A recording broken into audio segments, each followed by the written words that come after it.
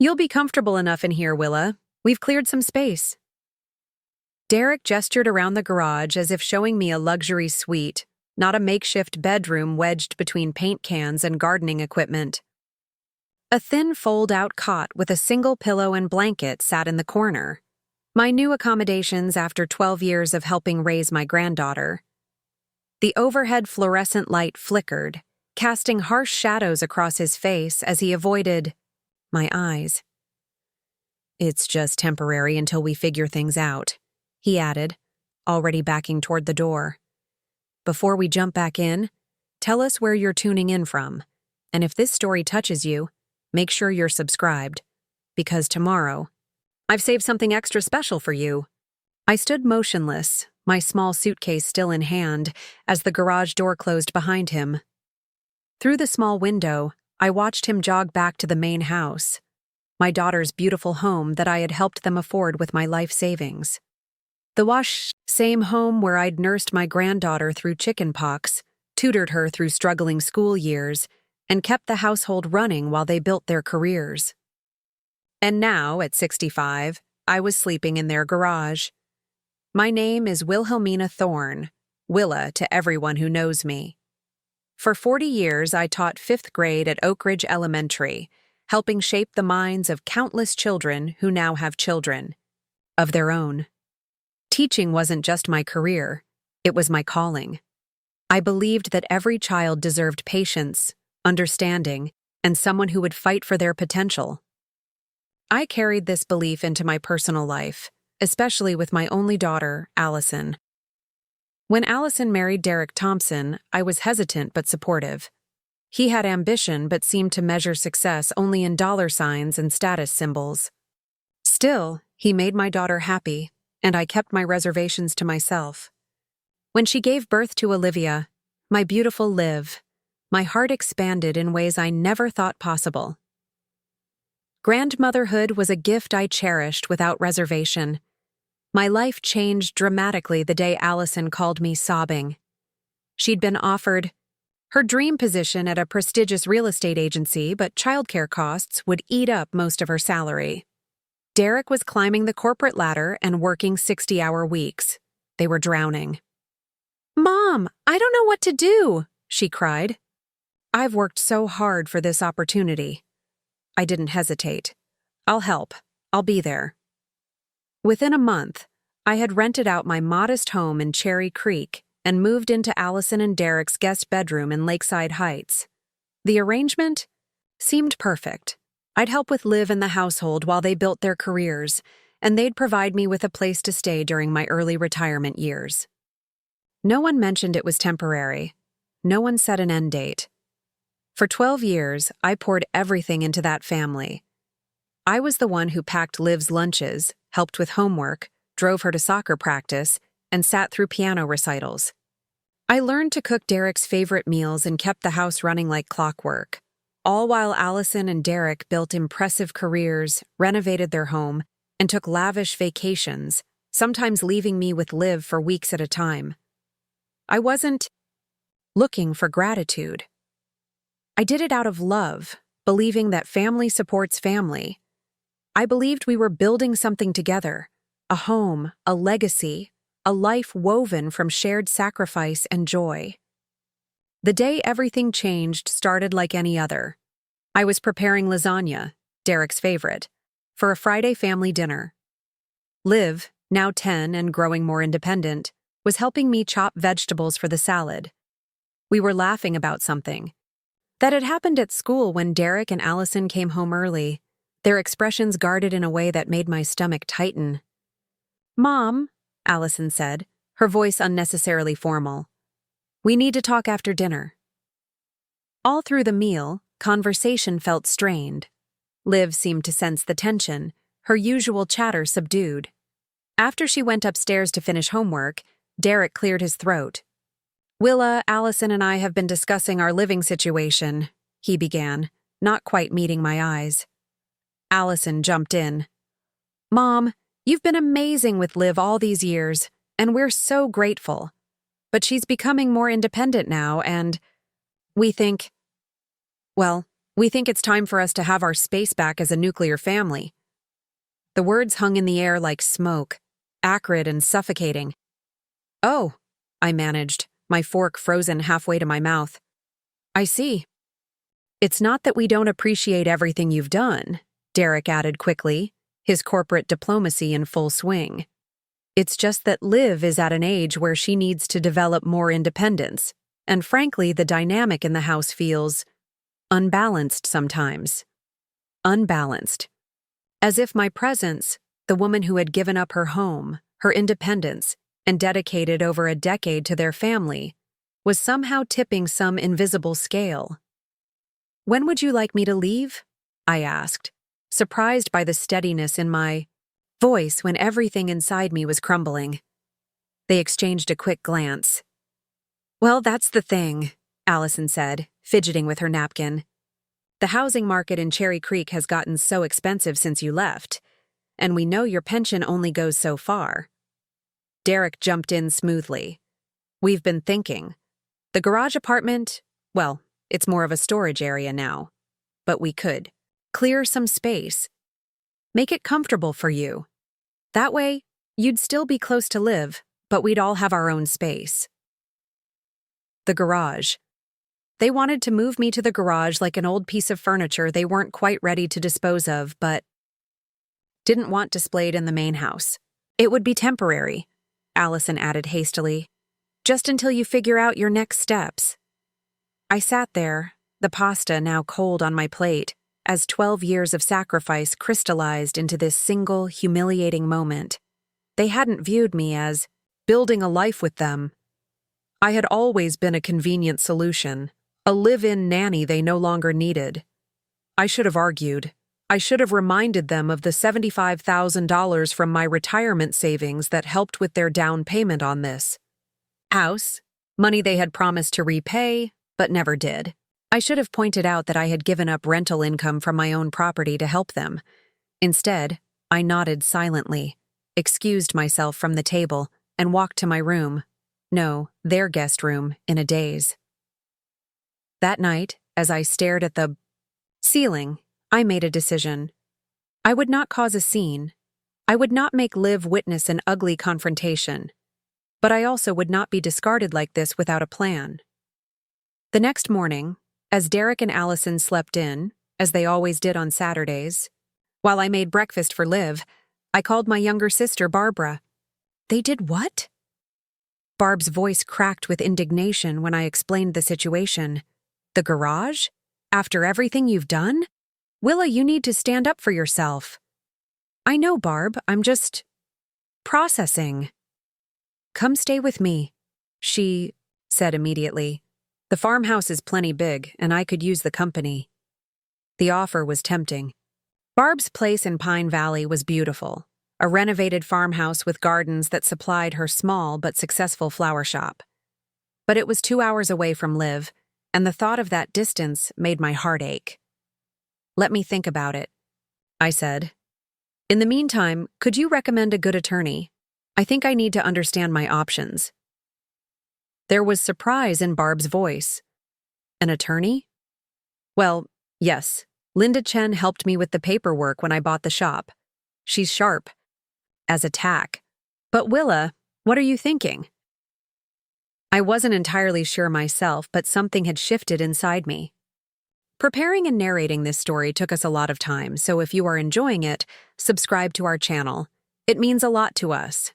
Now back to the story. I just need to know where I stand. I've given so much to this family, Barb. Financially, emotionally, practically. I need to know if I have any rights here. Within a week, I was moved into the garage apartment. Derek had cleared a path through the storage boxes and set up a fold-out cot, a small desk, and a floor lamp. The concrete floor was partially covered by an old area rug. The bathroom was technically functional, though the shower had been used to store gardening tools for so long that the drain was clogged with soil and debris. There was no kitchen, just a mini fridge and a microwave balanced on a plastic storage bin. "See?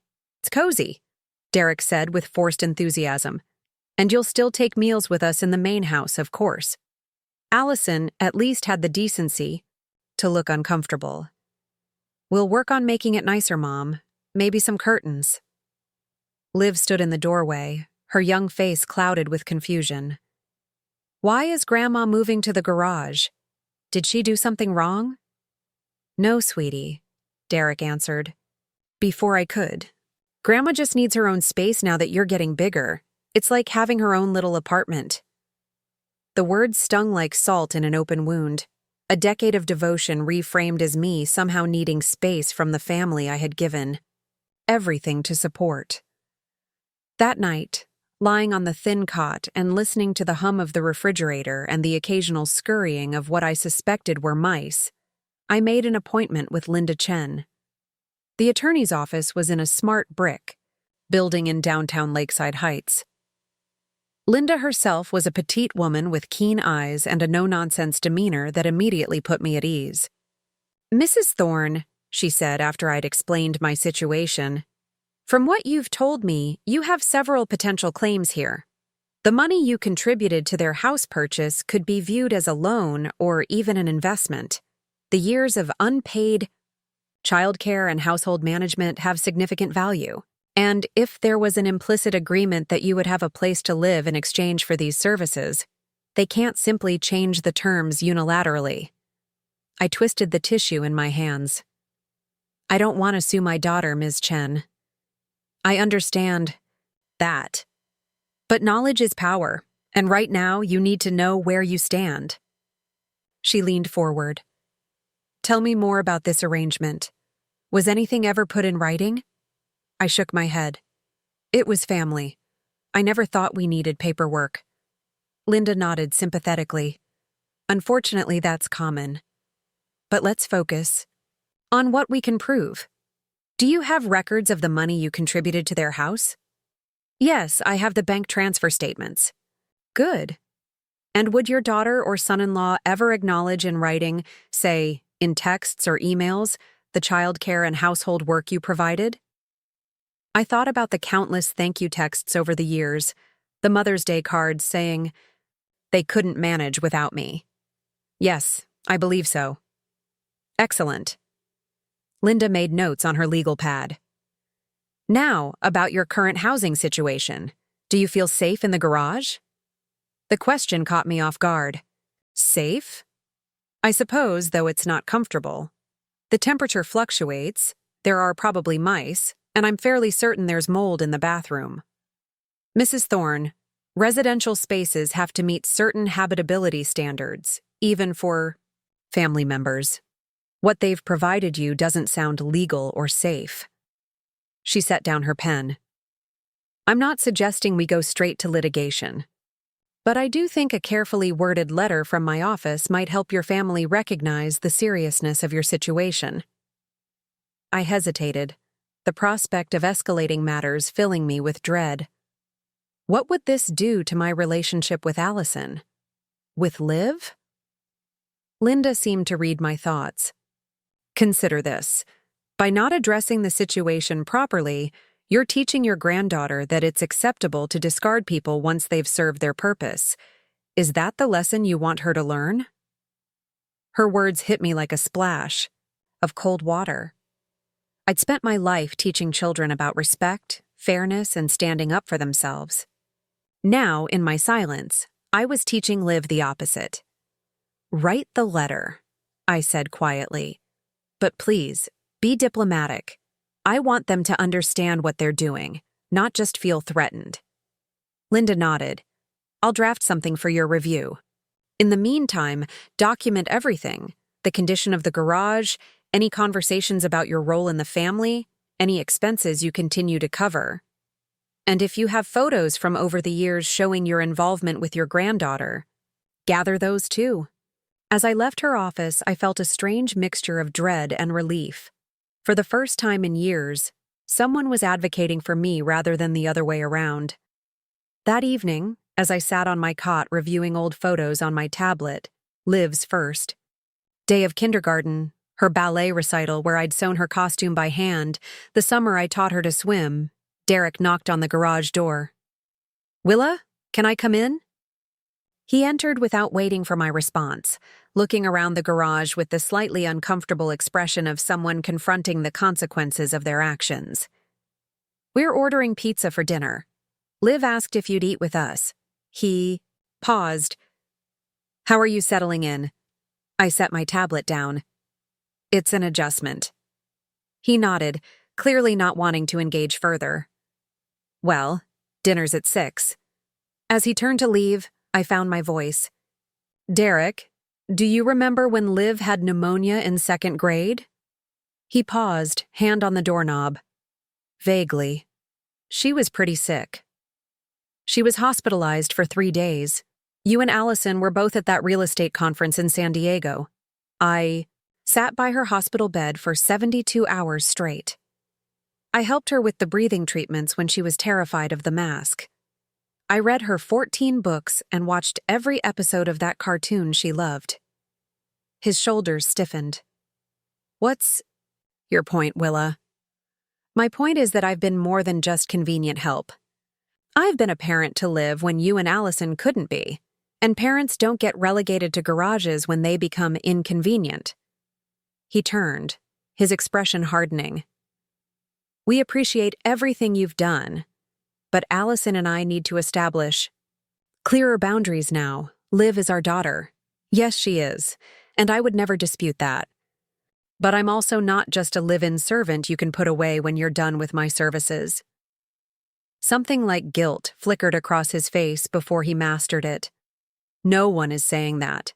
This is just a transitional solution." Transitioning? To what exactly? Have you and Allison considered what happens next for me? Where I'm supposed to go?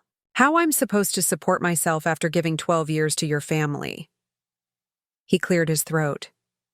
"You still have your pension. And your house in Cherry Creek, which has been rented at below market rate for 12 years because I didn't need the income while living here," I cut in. "The rent barely covers the property taxes and maintenance. And need I remind you of the money I contributed to this house? Money that was supposed to be repaid?" His expression closed off completely. "I think Allison and I have been more than generous, Willa. We've provided you with a place to live for over a decade. Food, utilities, family vacations.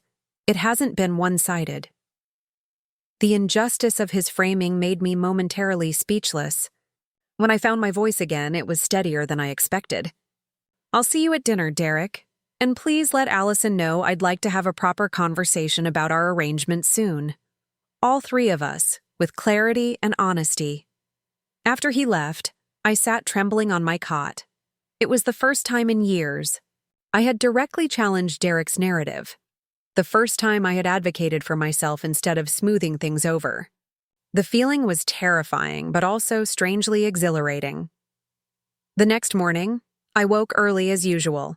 Despite being banished to the garage, I still maintained my routine of preparing breakfast for Liv before school.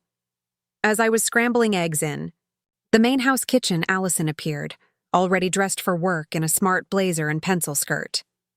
"Mom, you don't have to keep making breakfast every day," she said, pouring herself coffee. "We can manage," I continued whisking. "I like doing it. Liv and I have our morning chats while she eats." Allison sighed. "That's part of the problem, Mom. You've inserted yourself so deeply into every routine that Liv relies on you for everything. Derek and I need space to parent our own child." I set down the whisk, turning to face her fully. "Inserted myself? Allison, you begged me to help you. You cried on the phone about not being able to take that job if you didn't have reliable childcare. I gave up my home, my independence, and my retirement plans to support your family. That wasn't insertion, that was sacrifice." She had the grace to look somewhat abashed. "I know, and we're grateful. But things change. Liv's needs change. Our family's needs change." "And what about my needs? Did you consider those before deciding I should sleep in a garage with mice and mold?" Her eyes widened. "Mice? Mom, if there are mice, we'll call an exterminator. And there's no mold. There's black mold in the shower drain and around the small window. The temperature dropped to 58 degrees last night. The extension cord you're using for the mini fridge is frayed. Shall I continue? Allison looked genuinely shocked. I didn't know. Derek said he'd made it comfortable. Derek cleared a path through your stored holiday decorations and gardening equipment. That's not the same as creating a livable space. I poured the eggs into the heated pan. Allison, we need to have a serious conversation about what happens next. Not just for the next few weeks, but long term. She glanced at her watch. I have a showing at 9. Can we talk tonight? Yes, after Liv goes to bed. And please make sure Derek is there too. She nodded, grabbed her coffee, and headed for the door, pausing briefly. Mom? I do love you. This isn't about not wanting you in our lives. I managed a small smile. I know you love me, honey, but love without respect isn't enough, not anymore. As I served Liv her breakfast, watching her sleepily butter her toast while telling me about her science project, I felt a new resolve hardening within me. For her sake as much as mine, I needed to model what healthy boundaries and self-respect looked like. I needed to show her that grandmothers, that women of any age, deserve dignity and fair treatment, especially from those they love most. Later that day, as I was tidying up my meager space in the garage, my phone chimed with an email from Linda Chen. The subject line read, Draft Letter for Review, Thompson Family Agreement. I sat on my cot and opened the attachment, my heart racing as I read the firm but fair language Linda had crafted. The letter outlined my contributions to the family, financial, practical, and emotional, and proposed several options for moving forward. It requested a formal acknowledgement of the money I had contributed to their house purchase, with a repayment plan. It detailed the market value of the childcare and household management I had provided. Most importantly, it stated clearly that the garage accommodation failed to meet basic habitability standards and represented a breach of our implied agreement. The letter concluded by expressing hope for an amicable resolution, while making it clear that legal action remained an option if necessary. My finger hovered over the Approve button for several long moments. This would change everything. There would be no going back to the comfortable denial that had characterized our family dynamic for years. But then I thought of Liv, watching as they moved her grandmother to the garage.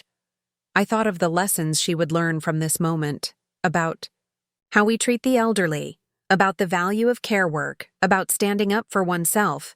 I pressed Approve and set down my phone, exhaling slowly. Tonight's conversation with Allison and Derek would be difficult, but I was no longer approaching it from a position of weakness. I had options, I had rights, and most importantly, I had found my voice again. The garage door creaked open, startling me from my thoughts. Liv stood there, backpack still on, her expression troubled. Grandma, why are you really out here? She asked without preamble. I patted the space beside me on the cot. Come sit, sweetheart. She dropped her backpack and sat, her small hand finding mine instinctively. Your mom and dad felt it was time for some changes in our living arrangement, I said carefully. But you took care of me my whole life, she said, her brow furrowed with the pure logic of childhood. You help me with homework and make my lunches and know how to braid my hair the right way. Why would they make you live in the garage? Out of the mouths of babes, as they say. Sometimes adults make decisions that aren't always fair, I said, choosing my words carefully. But I want you to know that no matter where I sleep, I will always be your grandmother. I will always love you and be there for you. She leaned against me, her head on my shoulder. I told Dad it wasn't right. He said I should mind my own business. A flicker of anger ignited in my chest. Did he now? She nodded. But you taught me that when something isn't right, we should speak up. That's what you always say at bedtime.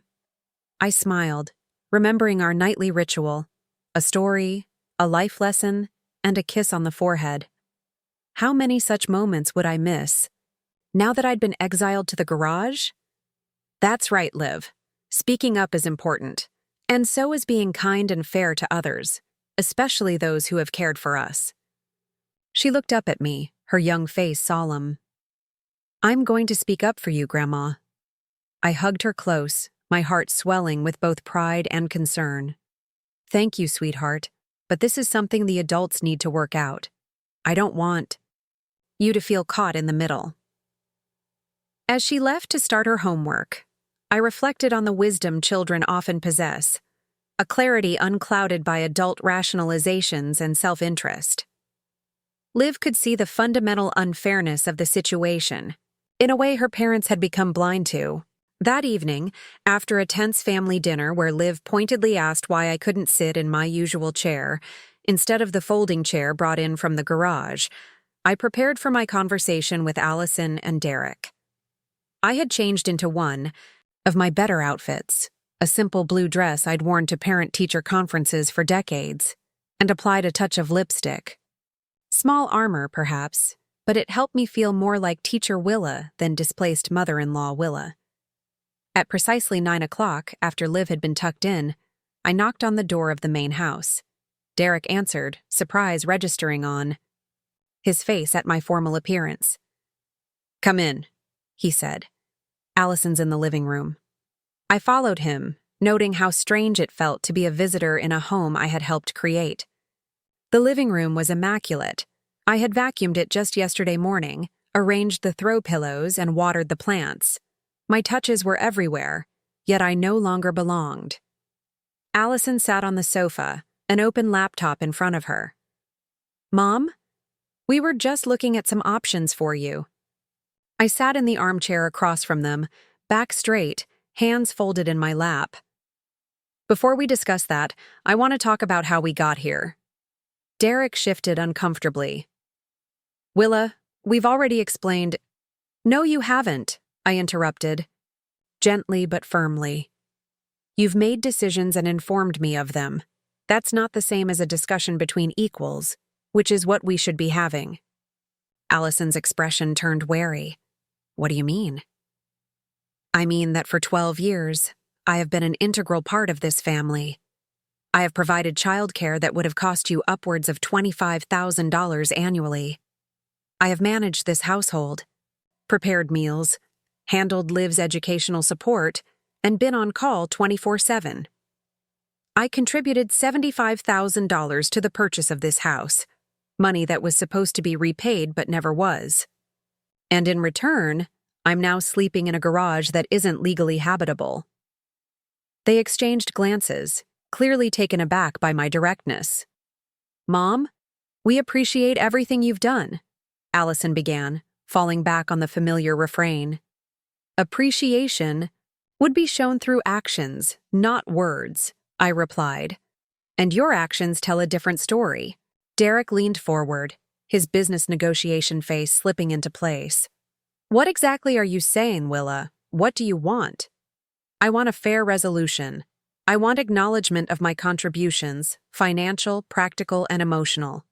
And I want a plan for my future that reflects that acknowledgement. We were actually looking at some nice senior living communities, Allison said, turning her laptop toward me. There's one in Pine Valley, near Aunt Barb. They have activities, communities, independence. And who would pay for this senior living? I asked, already knowing the answer. Well, you have your pension, Derek said. And if you sold your house in Cherry Creek, the house that has been rented at below market rates because I was living here helping your family? I shook my head. That house represents my only financial security, and my pension barely covers basic living expenses, as you well know. Allison's expression hardened slightly. Mom, what exactly are you expecting from us? I took a deep breath. I expect to be treated with dignity. I expect the money that was contributed to this house to be repaid, as was originally agreed. And I expect some recognition of the services I've provided this family for over a decade. Derek's business smile disappeared entirely. Are you threatening us, Willa? I'm being clear about my expectations. There's a difference. A tense silence filled the room. Finally, Allison spoke, her voice tight. I think we all need to sleep on this. We can talk more tomorrow. I nodded and stood. That's fine. But just so we're completely transparent, I've consulted with an attorney about my situation, Linda Chen. She's drafting a letter outlining my contributions and the options for fair resolution. The color drained from Derek's face. You got a lawyer involved? Against your own family? I got a lawyer involved to protect my interests, since it became clear no one else in this family was going to do so, I corrected gently. The letter should arrive tomorrow. I hope we can resolve this amicably, for Liv's sake if nothing else.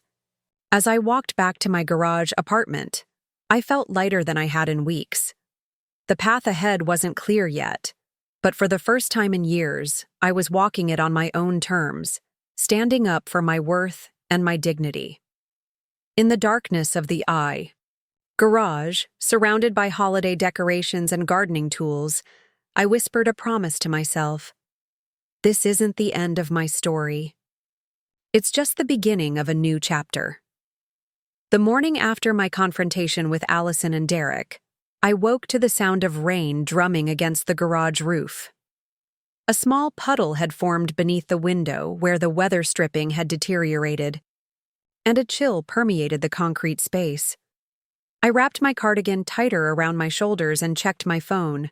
6:30 a.m., my usual wake-up time despite no longer being responsible for getting Liv ready for school. Old habits die hard, especially those forged from love. I waited for the sound of activity from the main house, but silence prevailed. Typically, I'd be in the kitchen by now, preparing Liv's favorite oatmeal with brown sugar and cinnamon, setting out her vitamins, packing her lunch while she showered. I wondered if Allison had remembered that Liv needed her permission slip signed for tomorrow's field trip, or that she preferred her sandwich cut diagonally, not in rectangles. Through the small window, I watched as the lights in the main house finally flickered on at 7:15. Late, Liv would be rushing now, stressed before her school day even began. I fought the urge to hurry over and smooth the morning's inevitable chaos. This is what they wanted, I reminded myself. Space to be a nuclear family, space to parent without my interference. At 7:40, I saw them rush to the car, Liv's hair unbrushed, Allison still fastening her blazer, Derek carrying both his briefcase and what appeared to be a hastily assembled lunch bag. No umbrella despite the rain. The car backed out of the driveway with a squeal of tires, 10 minutes after Liv should have been at school. I sighed and began my own morning routine, modified for my new circumstances. The garage had no shower facilities, so I had been using the bathroom in the main house during their absence. I grabbed my toiletry bag and headed over, using the spare key I still possessed. The kitchen was a disaster, cereal bowls half filled with milk, a pot of burned oatmeal crusted to the stove, coffee spilled across the counter. I stood for a moment, torn between my ingrained habit of cleaning up and my new resolution to let them experience the consequences of their decision. Let it be, Willa, I told myself.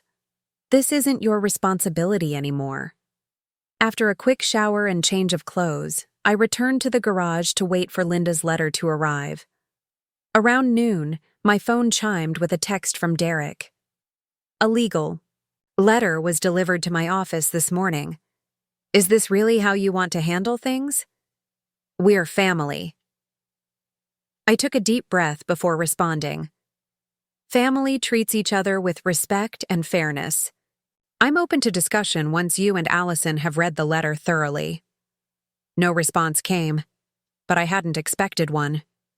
Derek had always retreated when confronted directly, preferring to regroup and strategize rather than engage in the moment. At 3:30, I walked the 4 blocks to Liv's bus stop. This had been our routine for years. I would meet her after school, and we'd walk home together, those 15 minutes filled with stories about her day, questions about homework, and observations. About the neighborhood. Though I'd been told my childcare services were no longer needed, no one had explicitly said I couldn't meet her bus. When the yellow school bus pulled up, Liv was one of the last children off, her face brightening when she spotted me. "Grandma." She ran to me, wrapping her arms around my waist. "You came."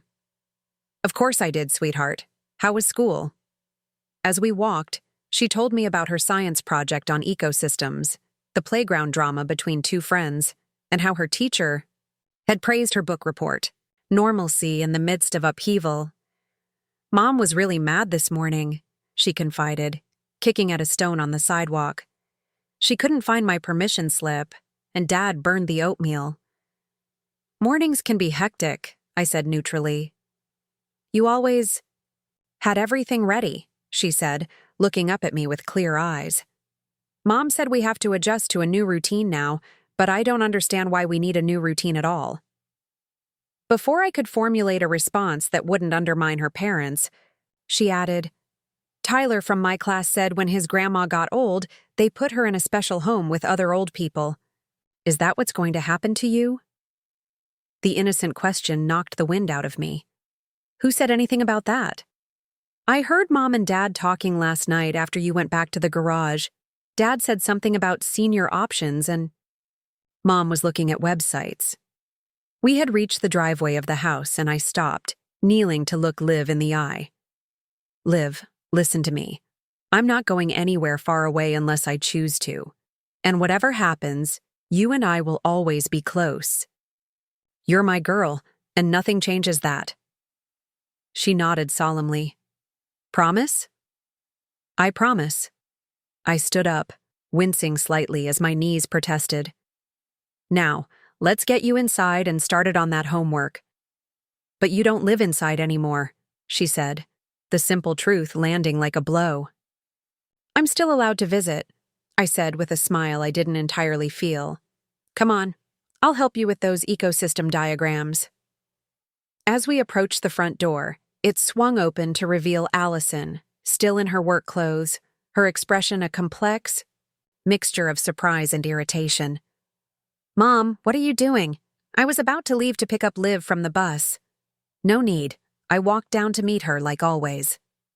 Liv hurried past her mother into the house, dropping her backpack in the entryway, a habit I'd tried unsuccessfully to break for years. "We agreed that Derek and I would handle Liv's schedule from now on," Allison said, lowering her voice. "Did we?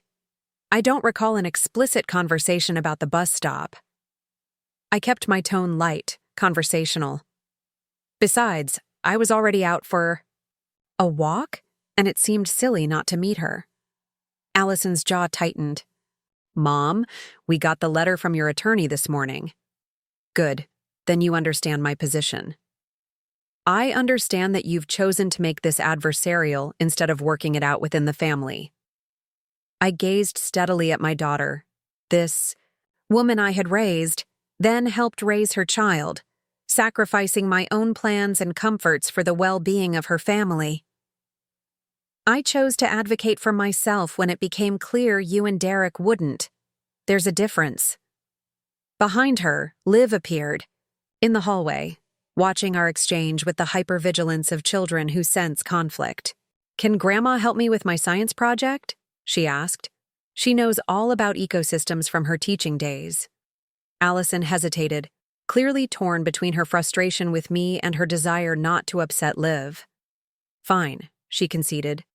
"But dinner's at 6, and afterward, we need to talk, Mom."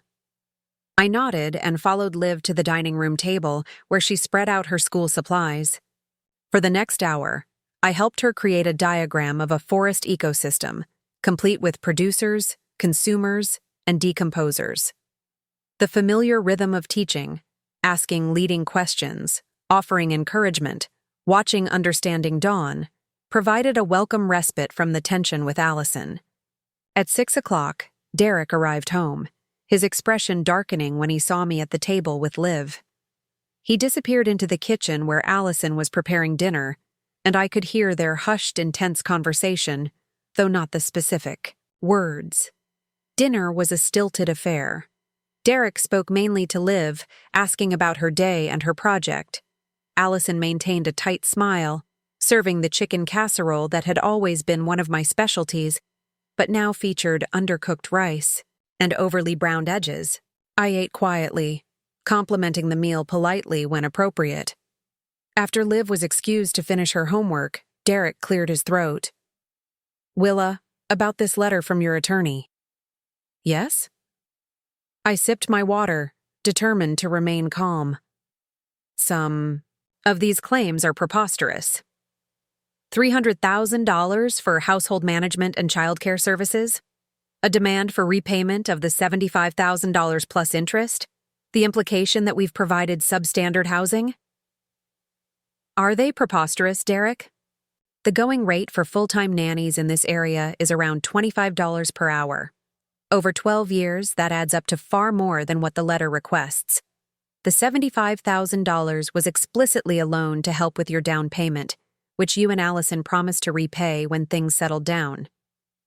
And as for the housing," I gestured around the immaculate house, "I wasn't referring to this. I was referring to the uninsulated, partially flooded garage where I'm currently sleeping between holiday decorations and gardening equipment." Allison's face had reddened. "Mom, we never signed anything about repaying that money. It was a gift." "It was absolutely not a gift," I replied, keeping my voice level. "We discussed the terms clearly. I have the emails where you both thanked me for the loan and promised repayment. I never would have given away that much of my retirement savings." Derek's businessman composure slipped slightly. "Even if that's true, this approach is completely unnecessary. We're family. We could have worked something out without lawyers." "When exactly?" I asked. "Before or after you moved me to the garage without discussion? Before or after you started researching senior living options without my input?" I saw Allison's surprised expression and added, "Yes, I know about that. Liv overheard you." Derek cursed under his breath. "She shouldn't be eavesdropping on adult conversations. She shouldn't have to hear her parents plotting to ship her grandmother off to a facility either," I countered. "Derek, Allison, I'm not doing this to hurt you or to get revenge. I'm doing it because I need security for my future, and you've demonstrated that I can't count on you to consider my needs or wishes." Allison's eyes had filled with tears. "Mom, that's not fair. We've provided for you for 12 years. "No, Allison, I've provided for this family for 12 years. Free childcare, household management, emotional support. I've been on call 24/7, with no vacations, no personal time, no acknowledgement of the value of my labor. And now that Liv is more independent, I'm suddenly expendable." I folded my napkin neatly. "That's what's not fair." Derek's business mask slipped back into place. "What exactly do you want, Willa? Money? Your old room back? What will make this situation go away?" The dismissive way he referred to my legitimate grievances, this situation, confirmed I had made the right decision in seeking legal counsel. I want what the letter outlines: acknowledgement of my contributions, repayment of the loan with reasonable interest, and either suitable housing or compensation that allows me to secure my own housing. I'm not trying to bankrupt you or separate you from Liv. I'm trying to ensure I have security and dignity in my remaining years." Derek exchanged a glance with Allison. "We'll need to discuss this privately." I stood from the table. "Of course. I'll say goodnight to Liv before I go back to the garage." As I passed through the living room where Liv was working, she looked up from her homework. "Are you and Mom and Dad fighting?" I sat beside her on the sofa. "We're having a disagreement about grown-up things, but I want you to know that all of us love you very much, and nothing will change that." She leaned against me. "I don't want you to go away, Grandma." "I know, sweetheart." I kissed the top of her head. "Whatever happens, you and I will always have our special bond. Now, finish that homework and get ready for bed. I'll see you tomorrow." As I walked back to the garage through the light rain, I felt both drained and strangely empowered. For years, I had avoided conflict, smoothed over disagreements, put everyone else's needs before my own. Now, for perhaps the first time since Robert died 15 years ago, I was standing up for myself, demanding the respect and consideration I deserved. Back in the garage, I called Barbara to update her. "They got the letter?" she asked immediately. "This morning. Derek's nose is out of joint that I involved an attorney, and Allison's feelings are hurt. But they're actually talking about my needs now instead of just dismissing them." "Good. It's about time they consider someone besides themselves." Barb had never quite warmed to Derek, sensing his self-interest from the beginning. "How are you holding up in that garage?" The offer to come stay with me still stands. "I know, and I appreciate it. But I need to see this through, Barb. If I leave now, they'll rewrite the narrative. Poor Mom, overreacting and running away instead of discussing things like adults. Well, you're stronger than I am. I'd have told them where to stick their gardening tools the moment they suggested the garage." I laughed, the sound echoing oddly in the cavernous space. "That's why I always had to bail you out of trouble growing up." After hanging up, I prepared for bed as best I could in the limited facilities. The temperature had dropped again, and the thin blanket provided little warmth. I layered on 2 sweaters, grateful I had packed practical clothing rather than just the neat outfits I typically wore around the house. Sleep eluded me as I lay on the uncomfortable cot, listening to the rain intensify outside and considering my options. Linda had outlined several potential paths forward in her letter. The most aggressive would involve a lawsuit for elder financial abuse and breach of contract, seeking not just the return of my loan but substantial damages for unpaid services. I had no appetite for such a contentious approach, however legally sound it might be. The option I preferred was a structured agreement. Repayment of the loan over time, acknowledgement of my contributions to the family, and either proper housing within their home or financial support for independent living, with regular visitation rights to live. Around midnight, a soft knock came at the garage door. I sat up, switching on the floor lamp, and called out, "Yes?" The door opened to reveal Allison, wrapped in her bathrobe, her feet bare despite the cold concrete floor. "Mom? Can we talk?" I shifted to make space on the cot. "Of course." She sat beside me, looking around the garage with fresh eyes, seeing, perhaps for the first time, the reality of the space where she had relegated her mother. The temperature had dropped enough that her breath formed small clouds in the air. "It's freezing in here," she said, hugging herself. "Yes, the insulation is minimal and there's no proper heating." She was quiet for a moment, then said, "I didn't really look at this space before we decided. Derek said he'd make it comfortable." Derek's idea of comfortable and mine apparently differ significantly. She nodded slowly. "Mom, I need to ask you something, and I need you to be honest. Do you really think Derek and I would take advantage of you? After everything we've been through as a family?" I considered my answer carefully. "I don't think you consciously set out to exploit me, no. But I do think you both became accustomed to the conveniences I provided. And when those conveniences became less necessary, you found it easier to distance yourselves from me than to reconfigure our relationship in a way that respected my contributions and needs." She winced at the bluntness of my assessment but didn't argue. "The attorney's letter said you contributed $75,000 to our down payment. Was that really meant as a loan?" "Yes, Allison. We discussed it explicitly. You and Derek were struggling to qualify for the mortgage amount you needed. I offered to help with the understanding that you would repay me when your careers were more established." "I honestly don't remember it that way," she said, but her expression betrayed uncertainty. "Why didn't you ever bring it up before now?" "Because you were building your careers, starting a family.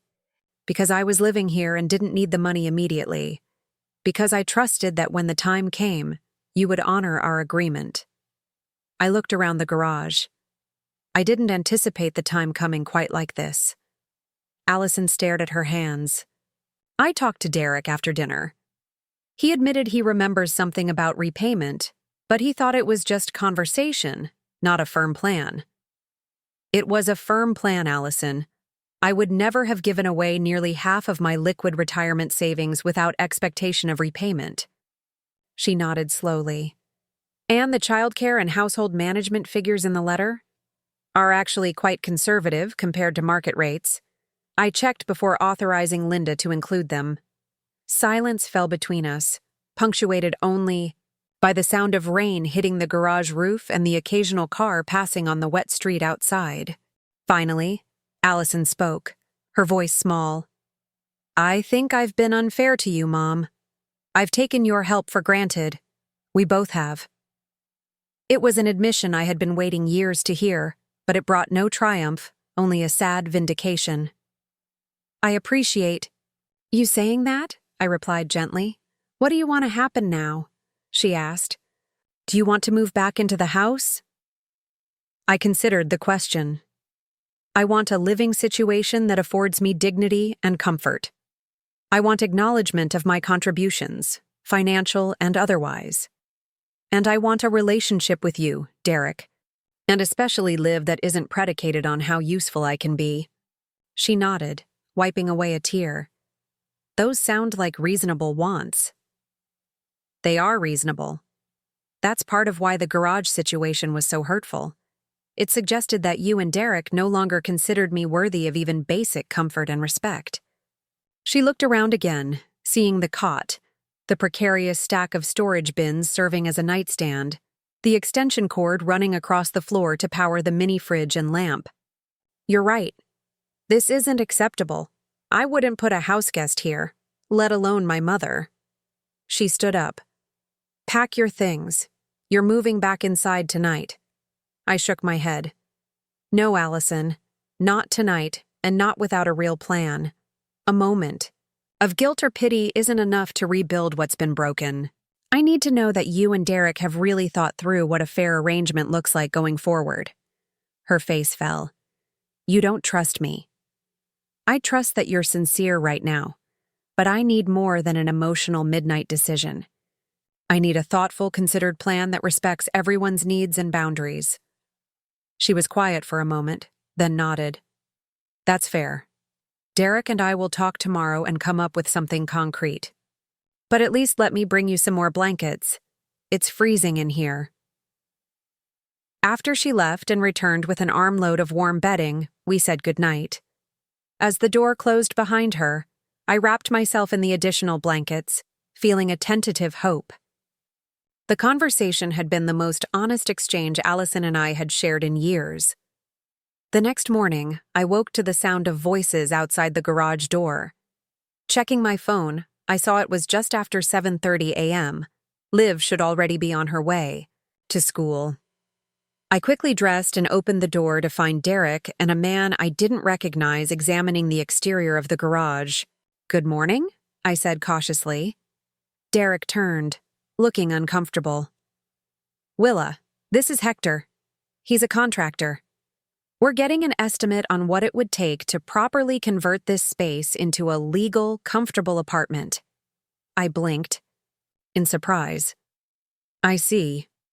Hector nodded respectfully. Morning, ma'am. From what I can see so far, we'd need to add proper insulation, electrical upgrades for safe heating, plumbing for a real bathroom, ceiling against water intrusion. It's a big job. Derek's expression was unreadable. How long would something like this take? Depending on permits and availability of materials, 6 to 8 weeks, minimum. Derek nodded, then turned to me. Allison and I talked this morning. We'd like you to move back into the guest room while we get this properly sorted out. I studied his face, looking for signs of resentment or manipulation, but saw only resigned acceptance. That's very thoughtful. It's not thoughtful. It's basic decency, which we should have demonstrated from the start. He ran a hand through his hair, a nervous habit I recognized from years of observing him. Willa, about the loan. I reviewed our old emails last night. You're right. We did explicitly discuss repayment. I chose to reframe it in my mind as a gift because it was easier than acknowledging another debt. The admission, clearly, difficult for him, softened something in me. Thank you for acknowledging that, Derek. We can't repay the full amount immediately, he continued, but we can start with a payment plan, and in the meantime, ensure you have proper living arrangements. That sounds reasonable, I said cautiously, still wary of sudden capitulation. There's something else. He glanced at Hector, who had wandered a few feet away to examine the garage foundation. Allison told me about your conversation last night. About feeling unvalued after everything you've done for our family. I waited, not making it easier for him. She was right, and you were right. We've taken advantage of your generosity and love for Liv. When things got more financially comfortable for us, we should have revisited our arrangement, compensated you properly, ensured you had your own security. Instead, we just continued accepting everything you gave. The admission, clearly painful for his pride, seemed genuine. What changed? I asked. Why the sudden insight? He gave a rueful smile. Honestly, 2 things. First, when I actually read the attorney's letter and saw the market value of what you've provided laid out in black and white, it was a wake-up call. And second, Liv came to me this morning before school and said, Dad, Grandma taught me that we have to fix our mistakes, not just say sorry. Out of the mouths of babes, right? Despite everything, I felt a swell of pride that Liv had absorbed those lessons about accountability. So what happens now? I asked. Now, you pack up your things and move back into the house while we work out a proper, written agreement, one that acknowledges your past contributions and establishes fair terms going forward. I nodded slowly. And Linda Chen? Because I'm not willing to proceed without legal guidance, Derek. Not anymore. He winced but nodded. That's your right. We'll work with her to draft something that protects everyone's interests. As I gathered my few belongings from the garage, I reflected on how quickly the situation had shifted. Just days ago, I had been silently accepting my banishment. Now, I was negotiating terms from a position of strength and self-advocacy. By mid-morning, I was resettled in the guest room. My room, as it had been for 12 years before the garage episode. The familiar comfort of a proper bed, an attached bathroom, and adequate heating felt like luxuries after my brief exile. Allison had taken the day off work, an unusual occurrence that signaled the seriousness with which she was now taking our situation. She knocked on my door around 11, carrying a tray with tea and scones, my favorite morning treat which I had often prepared for her. Mom, may I come in? I gestured to the small sitting area in the corner of the room.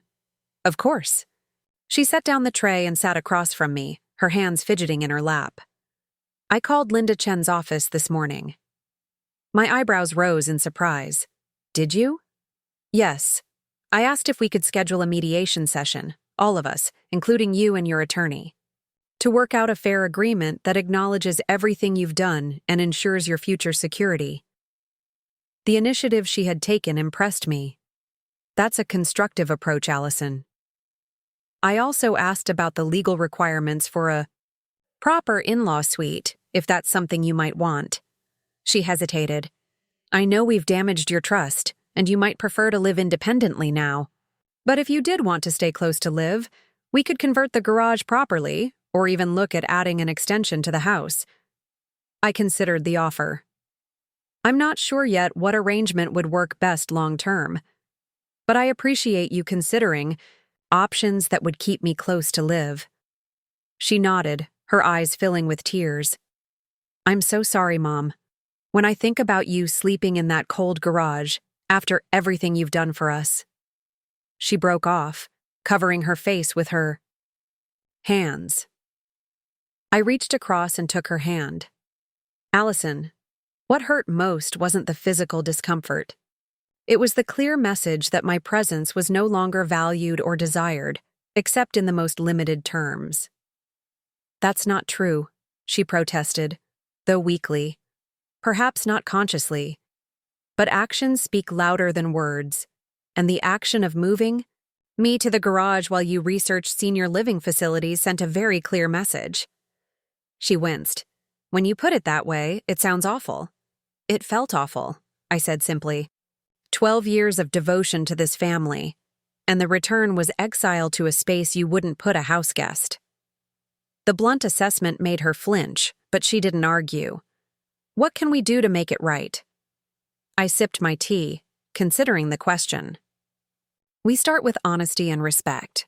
We acknowledge what's happened and create a plan going forward that honors everyone's needs and contributions. And most importantly, we make sure Liv understands that families don't discard members when they become inconvenient, that care and respect are reciprocal, lifelong commitments. She nodded, wiping away tears. Those are good principles to rebuild on. They are. And they're the same principles I tried to teach you growing up, and that we've both tried to instill in Liv. A small smile broke through her tears. She's the one who really called us out, you know. This morning, she asked Derek why we thought it was okay to treat you like old furniture we didn't want anymore, but were too lazy to throw away. Her words, not mine. Despite everything, I laughed. She's perceptive, and not afraid to speak uncomfortable truths. Wonder where she gets that from, Allison said with a wry smile. The moment of connection felt like the first delicate shoot breaking through soil after a long winter, fragile, but alive with possibility. That afternoon, I received a call from Linda Chen. Mrs. Thorne, I've been contacted by your daughter about scheduling a mediation session. Yes, she mentioned she'd reached out to you. This is a positive development. Often, the simple act of receiving a formal legal letter is enough to prompt serious reflection and negotiation. Her voice was professional but carried a note of approval. How are you feeling about this turn of events? I considered the question. Cautiously optimistic. They've moved me back into the house while they explore options for proper long-term arrangements, and both have acknowledged, in different ways, that their treatment of me was unacceptable. That's excellent progress. Before we proceed with mediation, though, I'd like you to consider what your ideal outcome looks like. Not just financially, but in terms of your living situation and ongoing relationship with your family. The question caught me off guard. For so long, I had focused on others' needs and preferences that articulating my own ideal scenario felt almost transgressive. I need to think about that, I admitted. For years, I've defined myself primarily through my role in their lives. I'm not sure I know what I want independently of that. That's a common challenge for caregivers, Mrs. Thorne. Take some time to reflect on it before our mediation session. Remember, this isn't just about rectifying past injustices. It's about creating a future that honors your autonomy and needs. After hanging up, I sat by the window of my room, my proper room, with its soft bed and warm blankets, and gazed out at the garden I had tended for 12 years. The rose bushes needed pruning. The bird feeder was empty. Small tasks that had once been part of my daily routine, my contribution to the beauty and order of this home. What did I want, independently of my role as grandmother and caretaker? The question echoed in my mind, both liberating and terrifying. For the first time in years, perhaps even decades, I had the opportunity to shape my life according to my own desires rather than others' needs. I pulled out a notebook and began to write, tentatively at first, then with increasing confidence. By the time I heard Liv's voice calling from downstairs, announcing her return from school, I had filled 3 pages with possibilities for my future, some practical, some fanciful, all authentically mine. Grandma? Liv appeared in the doorway, her face lighting up at the sight of me back in my proper room. You're inside again. I set aside my notebook and opened my arms. I am, indeed. She rushed to hug me. Dad said you're staying for real now, not in the garage. Did you and Mom and Dad fix things? We're working on it, I said honestly. These kinds of misunderstandings take time to sort out completely. She nodded sagely. Like when Casey and I had that big fight last year, and it took all semester to be real friends again. Exactly like that. But the important thing is that we're all trying our best to understand each other and make things right. She settled beside me on the window seat. Dad said we need to renegotiate our arrangement. What does that mean? I smiled at her precocious use of adult language. It means we're figuring out new ways to be a family that work for everyone. Sometimes when situations change, we need to make new agreements about how we live together. Like how I'm older now and don't need as much help with stuff. That's part of it. You're growing more independent, which means my role is changing too. She considered this. But you're still my grandma. That doesn't change, right? That will never change, sweetheart. No matter what else happens, I will always be your grandmother, and I will always love you. She leaned against me, and we sat in comfortable silence, watching a pair of cardinals at the empty bird feeder. After a moment, she said, I'm glad you called the attorney lady. Dad was really mad at first, but then he said sometimes people need a wake-up call. The simple wisdom in her observation made me smile. Your dad's right about that. Sometimes we all need help seeing situations clearly, especially when our emotions are involved. As the afternoon light slanted through the window, warming our faces, I felt a profound sense of peace. Not because everything was resolved, but because I had found my voice after years of silence. Whatever shape our family took moving forward, it would be one that included my needs and dignity alongside everyone else's. The garage episode, painful as it had been, had ultimately given me something invaluable. The courage to advocate for myself, to demand the respect I deserved, and to shape my future according to my own wishes. In standing up for my worth, I had also provided Liv with a powerful example, one I hoped would serve her well throughout her life. As we sat together watching the birds, I realized that this wasn't just about securing proper housing or financial compensation. It was about reclaiming my identity beyond the roles of mother and grandmother. It was about demonstrating to Liv, and to myself, that women of any age deserve dignity, respect, and the space to define their own lives. The path ahead might not be smooth, but for the first time in years, I was walking it on my own terms, with my head held high and my voice clear and strong. The woman who had taught generations of children to stand up for themselves had finally learned to stand up for herself. And that, perhaps, was the most valuable lesson of all. The mediation session was scheduled for the following Friday at Linda Chen's office. The intervening days unfolded in a strange limbo. I was back in the house but acutely aware that our relationship had fundamentally changed. Derek and Allison were polite, even solicitous, but beneath the surface pleasantries ran currents of tension and uncertainty. We were all performing a delicate dance, unsure of the steps or the rhythm. I maintained my usual routines with Liv, preparing her breakfast and meeting her after school, but I deliberately stepped back from the household management that had been my domain for years. The laundry piled up. Dinner preparations fell to Allison, or more often, takeout containers. The subtle chaos that ensued was both vindicating and sad, proof of my value, yes, but also a reminder of how easily the fabric of family life can unravel. On Wednesday evening, as I sat in my room reviewing notes I'd prepared for the mediation session, a soft knock came at my door. Willa? Derek's voice. Do you have a minute? I set aside my papers. Come in. He entered, looking uncharacteristically uncertain. Derek Thompson had built his career on projecting unwavering confidence. Seeing him hesitant was like watching a different man entirely. I wanted to talk to you before Friday, he said, taking the chair across from me. Without lawyers or mediators. I waited, neither encouraging nor discouraging him. I've been doing a lot of thinking since we got that letter. He ran a hand through his hair. At first, I was angry. It felt like a betrayal, bringing legal action against family. It wasn't litigation, Derek. It was advocacy. He nodded. I understand that now. The thing is, when I saw those figures, what you've contributed financially, what your services would have cost us at market rates, it forced me to confront how much we've taken from you. His admission surprised me.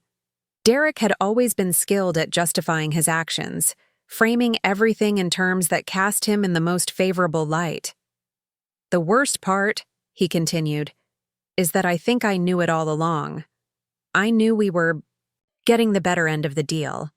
I just didn't want to examine it too closely because it was convenient. Why are you telling me this now? Because I want you to know that I understand why you did what you did, and I don't blame you for it. He met my eyes directly. I also want you to know that whatever agreement we reach on Friday, I'm committed to honoring it. Not just the letter, but the spirit. I regarded him skeptically. That's a significant shift, Derek. It is.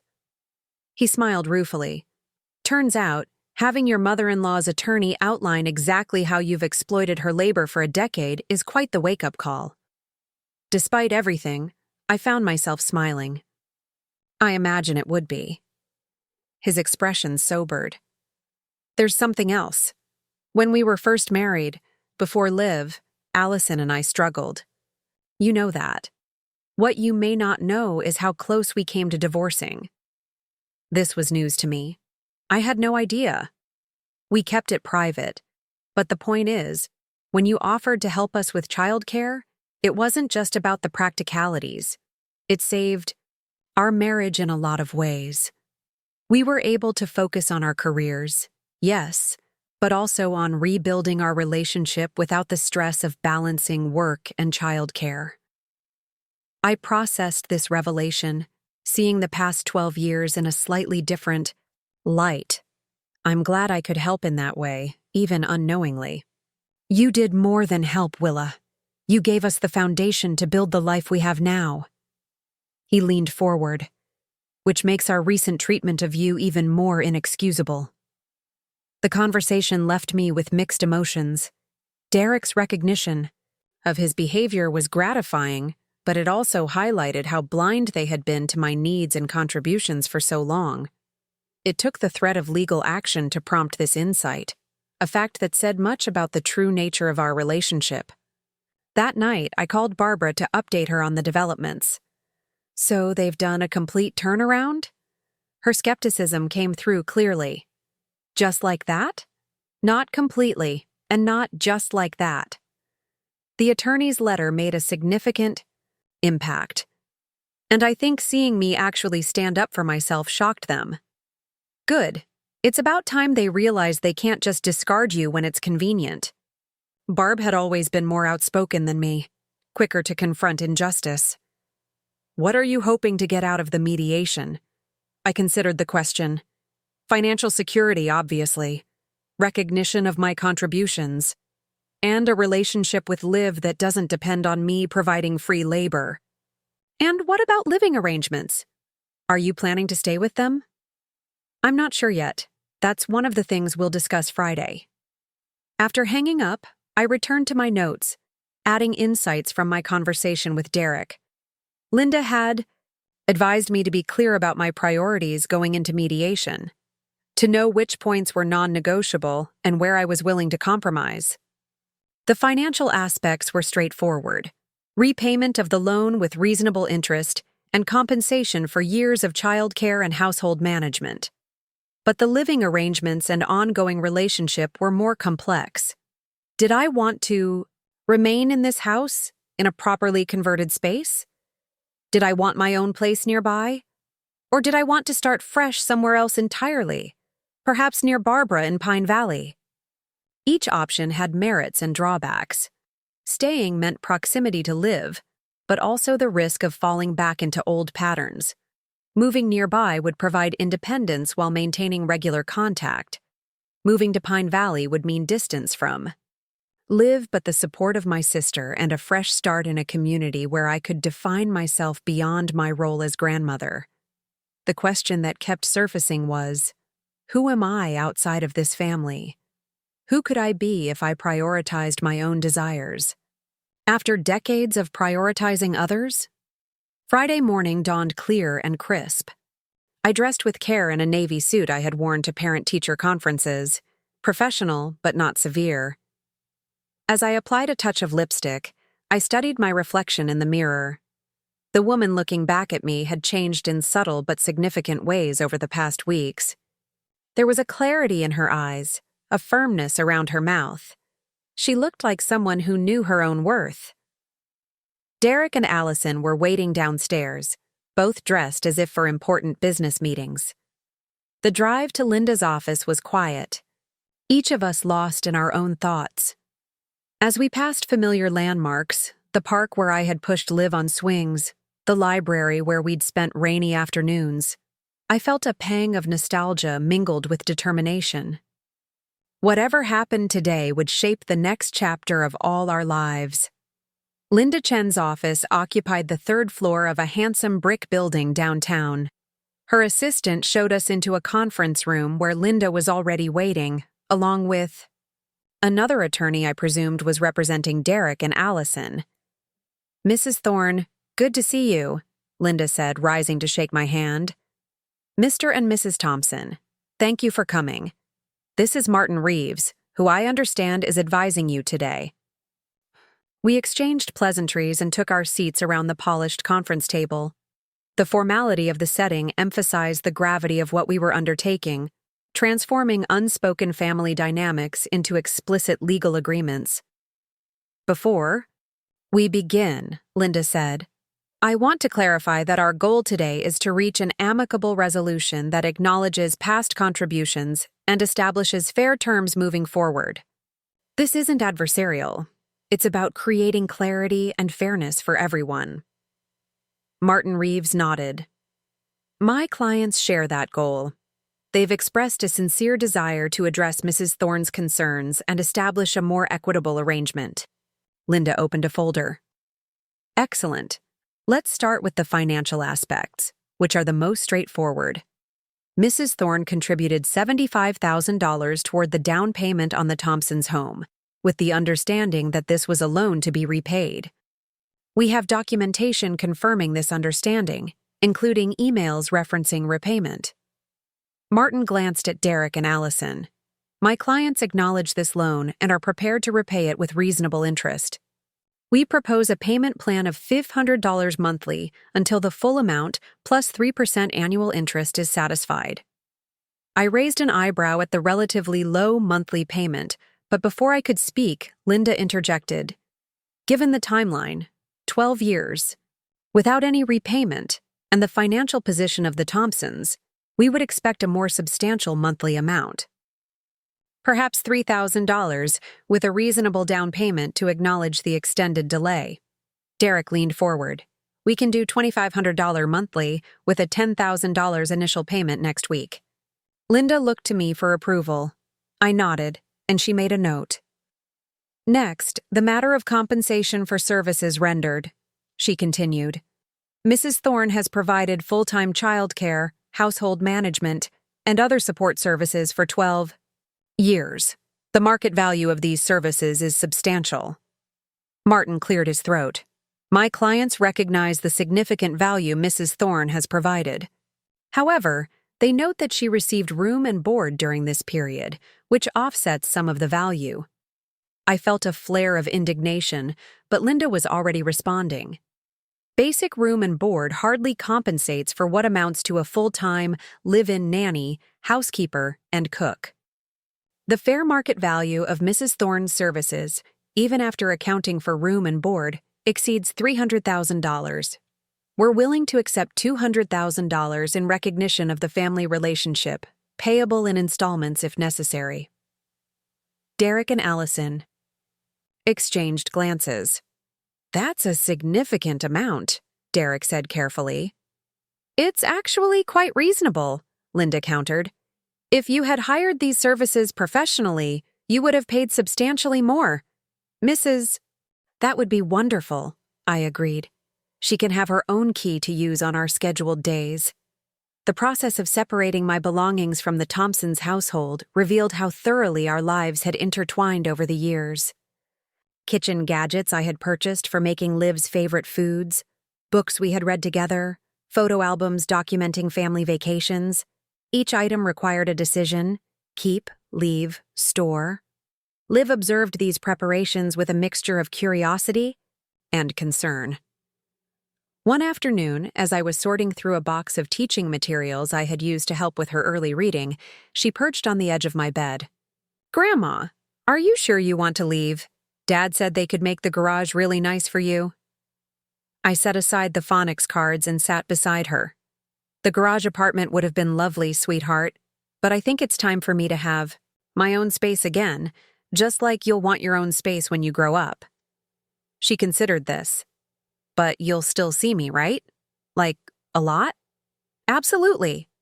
We have our schedule all worked out. Sunday dinners, Wednesday afternoons, and I'll be at all your performances and games. Plus, you can call me anytime you want." I brushed a strand of hair from her face.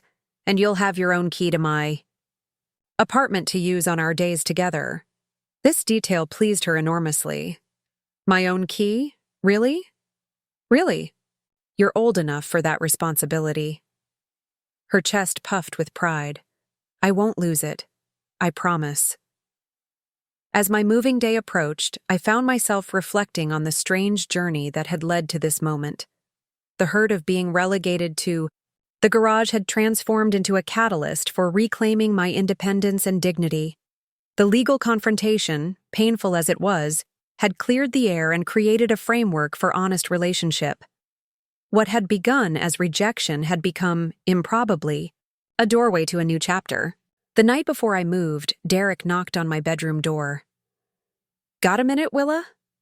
I waved him in, curious about what prompted this final private conversation. "I wanted to give you something," he said, holding out an envelope. "It's not part of our agreement. It's something else."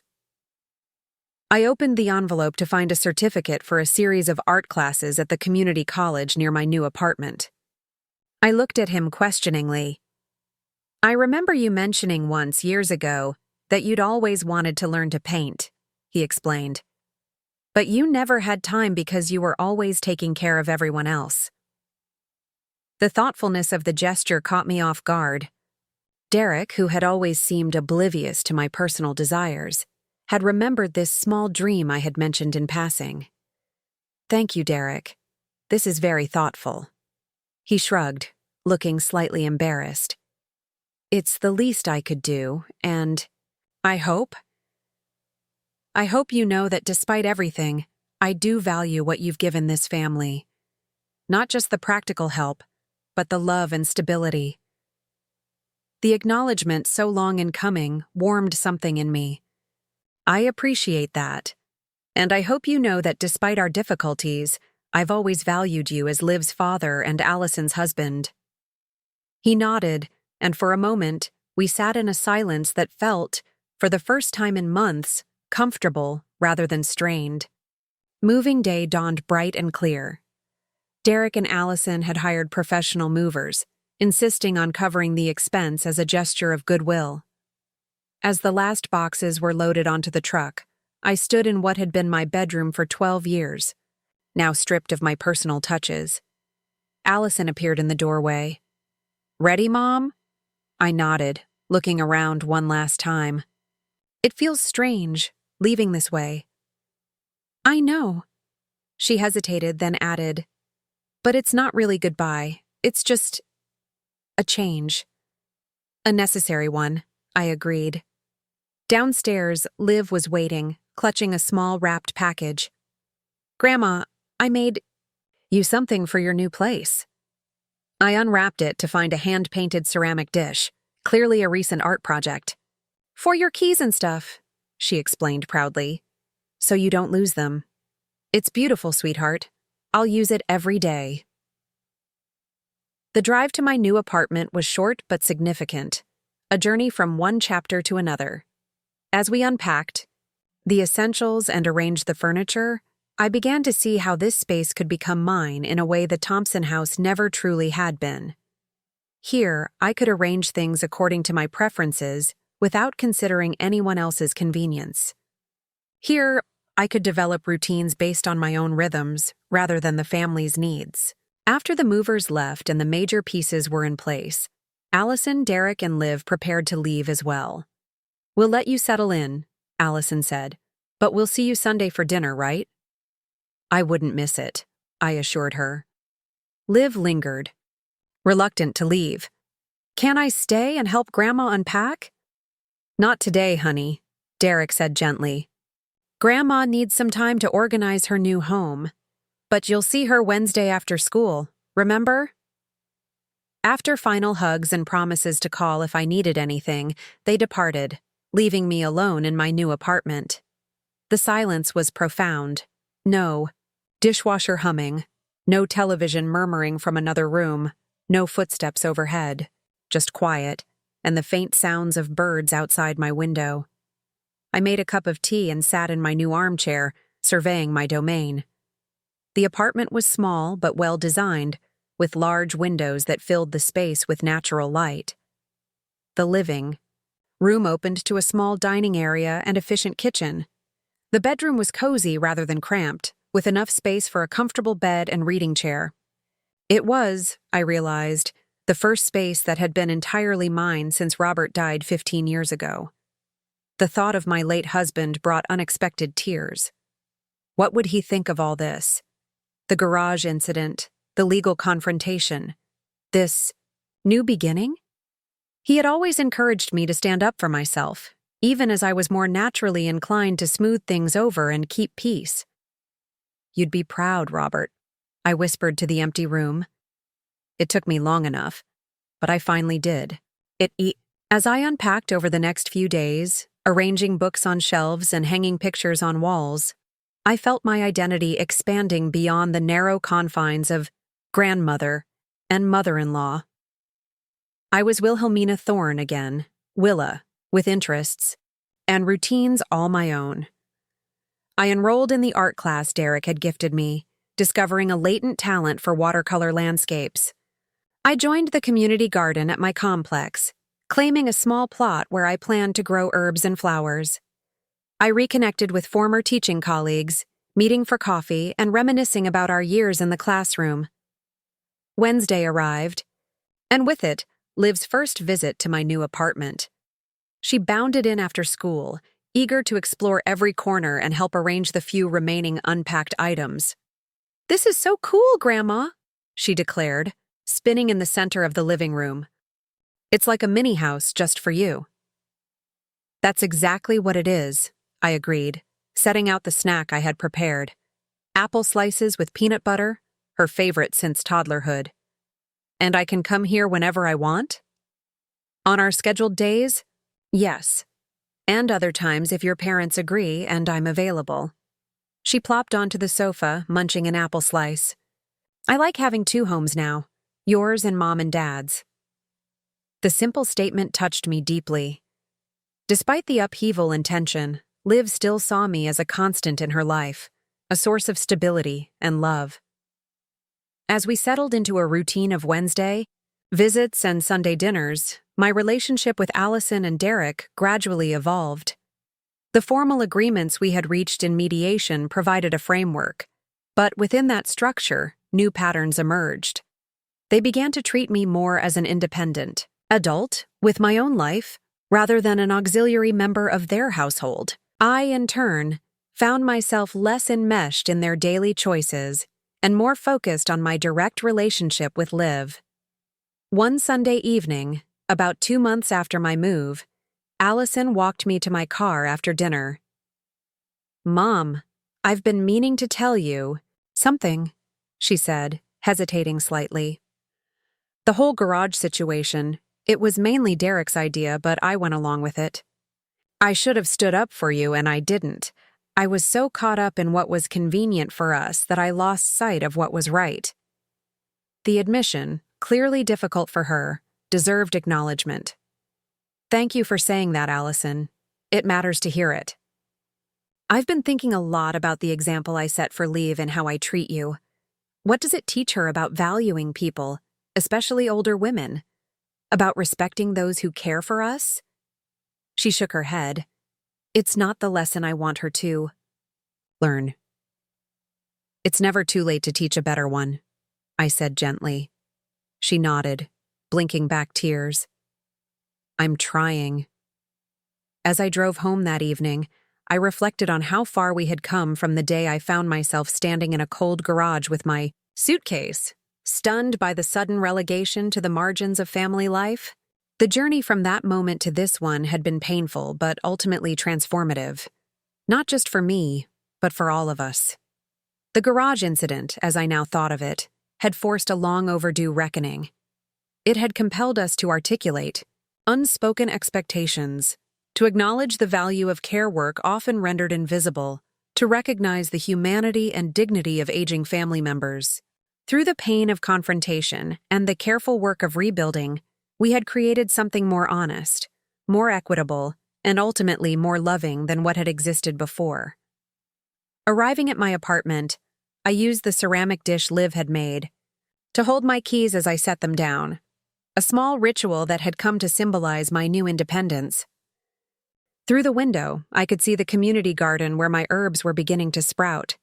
On the easel in the corner stood my latest watercolor attempt, a landscape of the lake where Robert and I had spent our summers. This space was mine, not a concession granted by others, but a place I had claimed and shaped according to my own desires. The fear I had initially felt about living alone had transformed into appreciation for the quiet rhythms of solitude, the freedom to arrange my days according to my own needs and interests. That night, as I prepared for bed in my peaceful apartment, I reflected on the strange alchemy that had transformed humiliation into empowerment, rejection into self-discovery. By standing up for my worth, financially, emotionally, practically, I had reclaimed not just material security, but something far more precious, my sense of self beyond the roles of mother and grandmother. The garage that was meant to contain and diminish me had instead become the catalyst for my liberation. The one phone call to my attorney had set in motion a journey I could never have anticipated, from the shadows of others' lives into the clear light of my own. As I drifted toward sleep, I felt gratitude for the painful awakening that had led to this new beginning. Sometimes I reflected, we must lose what we thought we wanted to discover what we truly need. Sometimes we must stand at the edge of rejection to find the courage to claim our own worth. And sometimes, a simple fold-out cot in a cold garage can become the unlikely doorway to a richer, more authentic life than we ever imagined possible. 6 months into my new life, spring arrived with an explosion of color. The community garden at my apartment complex transformed from bare soil to lush greenery, and my own little plot flourished with herbs and flowers.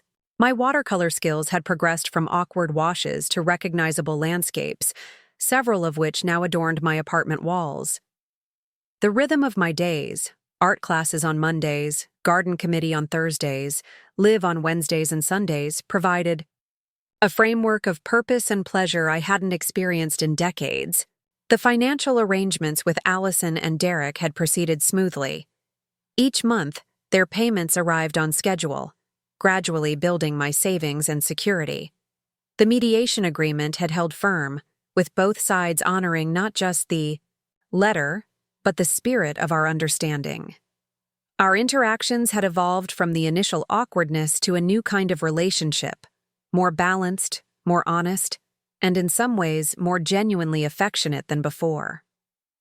One Wednesday afternoon, in April, Liv burst into my apartment with unusual excitement. "Grandma, guess what? I got the lead in the spring musical."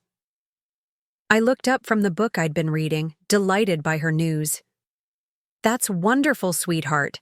Tell me everything." She dropped her backpack and flung herself onto the sofa beside me. "It's called The Garden of Dreams, and I play the dreamer, the main character who has to save the garden from the Frost King. There's singing and dancing and everything." "When are the performances?" I asked, already mentally clearing my calendar. 2 weeks, from Friday and Saturday. Ms. Kennedy says we need to practice a lot because there's not much time. Her face clouded slightly. Mom and Dad say they'll come, but they might be late because of some work thing. I heard the disappointment beneath her casual tone. Well, I'll be there for both performances, front and center, and I'll help you.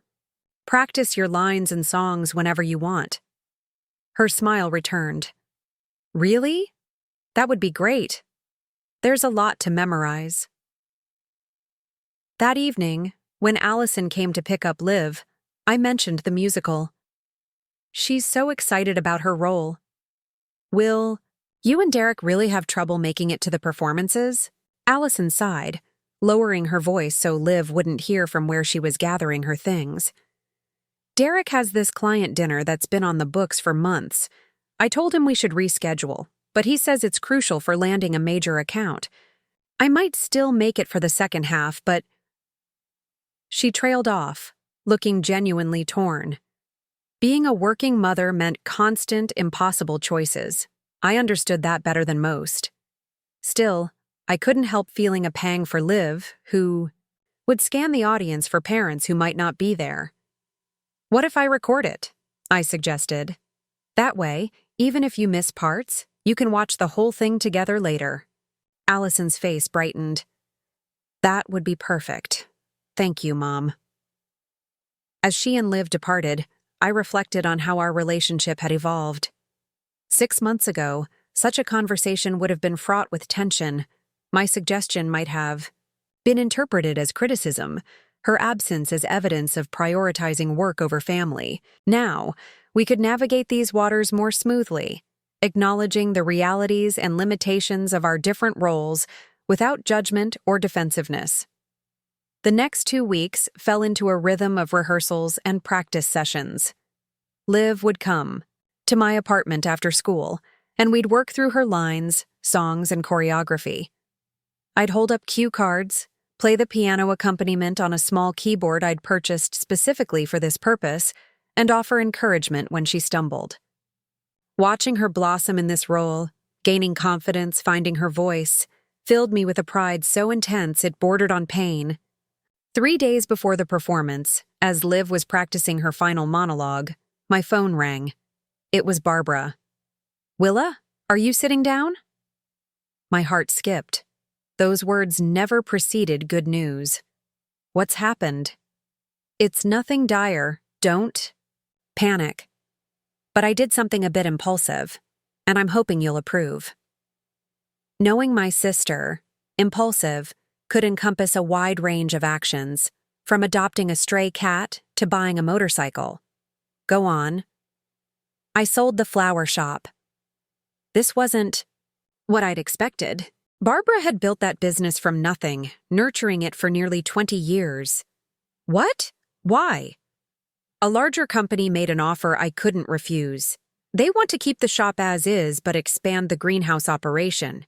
I'll stay on as a consultant for the transition, but after that... She paused dramatically. I'm free. Free to do what exactly? That's the part I'm hoping you'll approve. Her voice bubbled with excitement. I've bought an RV, not one of those massive things, a compact model, just right for 1 or 2 people, and I'm planning a cross-country trip starting next month. The question is, will you come with me? The invitation hit me like a gust of unexpected wind. Barbara, I can't just leave. Why not? You're not tethered to that family anymore. You have your own place, your own money. Liv is growing more independent every day. What's stopping you from having an adventure? What indeed? The question resonated more deeply than I cared to admit. Since establishing my independence, I had created a comfortable routine. But was it becoming just another form of constraint? Was I defining myself too narrowly by my proximity to Allison and Liv? I'd need to think about it, I said cautiously. There's Liv's musical coming up, and our visitation schedule, and... Willa, Barbara interrupted gently. Those are logistics, not reasons. Just promise me you'll give it real thought, okay? This could be the adventure of a lifetime for both of us. After hanging up, I sat staring at the wall, Barbara's invitation echoing in my mind. An RV trip across the country, something I'd never even considered. The idea was simultaneously terrifying and exhilarating. At 65, was I too old for such adventures? Or was I exactly the right age to seize opportunities that might never come again? The next morning, over coffee, with Eleanor, one of my neighbors in the apartment complex, I mentioned Barbara's proposal. "You should absolutely go," Eleanor said without hesitation. "I did something similar after Howard died. Took a cruise to Alaska by myself. Everyone thought I was crazy, especially my children. Mom, what if something happens to you?" As if something couldn't happen to me sitting alone in my living room. I laughed, appreciating her perspective. "But what about my granddaughter? We have this whole schedule worked out." Eleanor fixed me with a knowing look. "Honey, schedules can be adjusted. And a grandmother who comes back with stories of adventure sets a powerful example for a young girl." Her words stayed with me throughout the day as I prepared for Liv's dress rehearsal. Would my absence truly harm her, or might it teach her something valuable about embracing life's opportunities? Was my hesitation about her needs or my own fears? That evening, as I watched Liv on stage, confident, radiant, fully inhabiting her role, I felt a surge of emotion so complex I could hardly name it. Pride, yes, but also a wistful recognition that she was growing into her own person, separate from me. My role in her life would inevitably change as she matured. Perhaps part of loving her well meant showing her how to live fully at every stage of life. After the rehearsal, as we walked to meet Allison in the parking lot, Liv chattered excitedly about the performance. "Did you see when Tyler almost forgot his line? And when Emma's crown fell off? Ms. Kennedy says those things happen in live theater, and we just have to keep going." "You were magnificent," I assured her.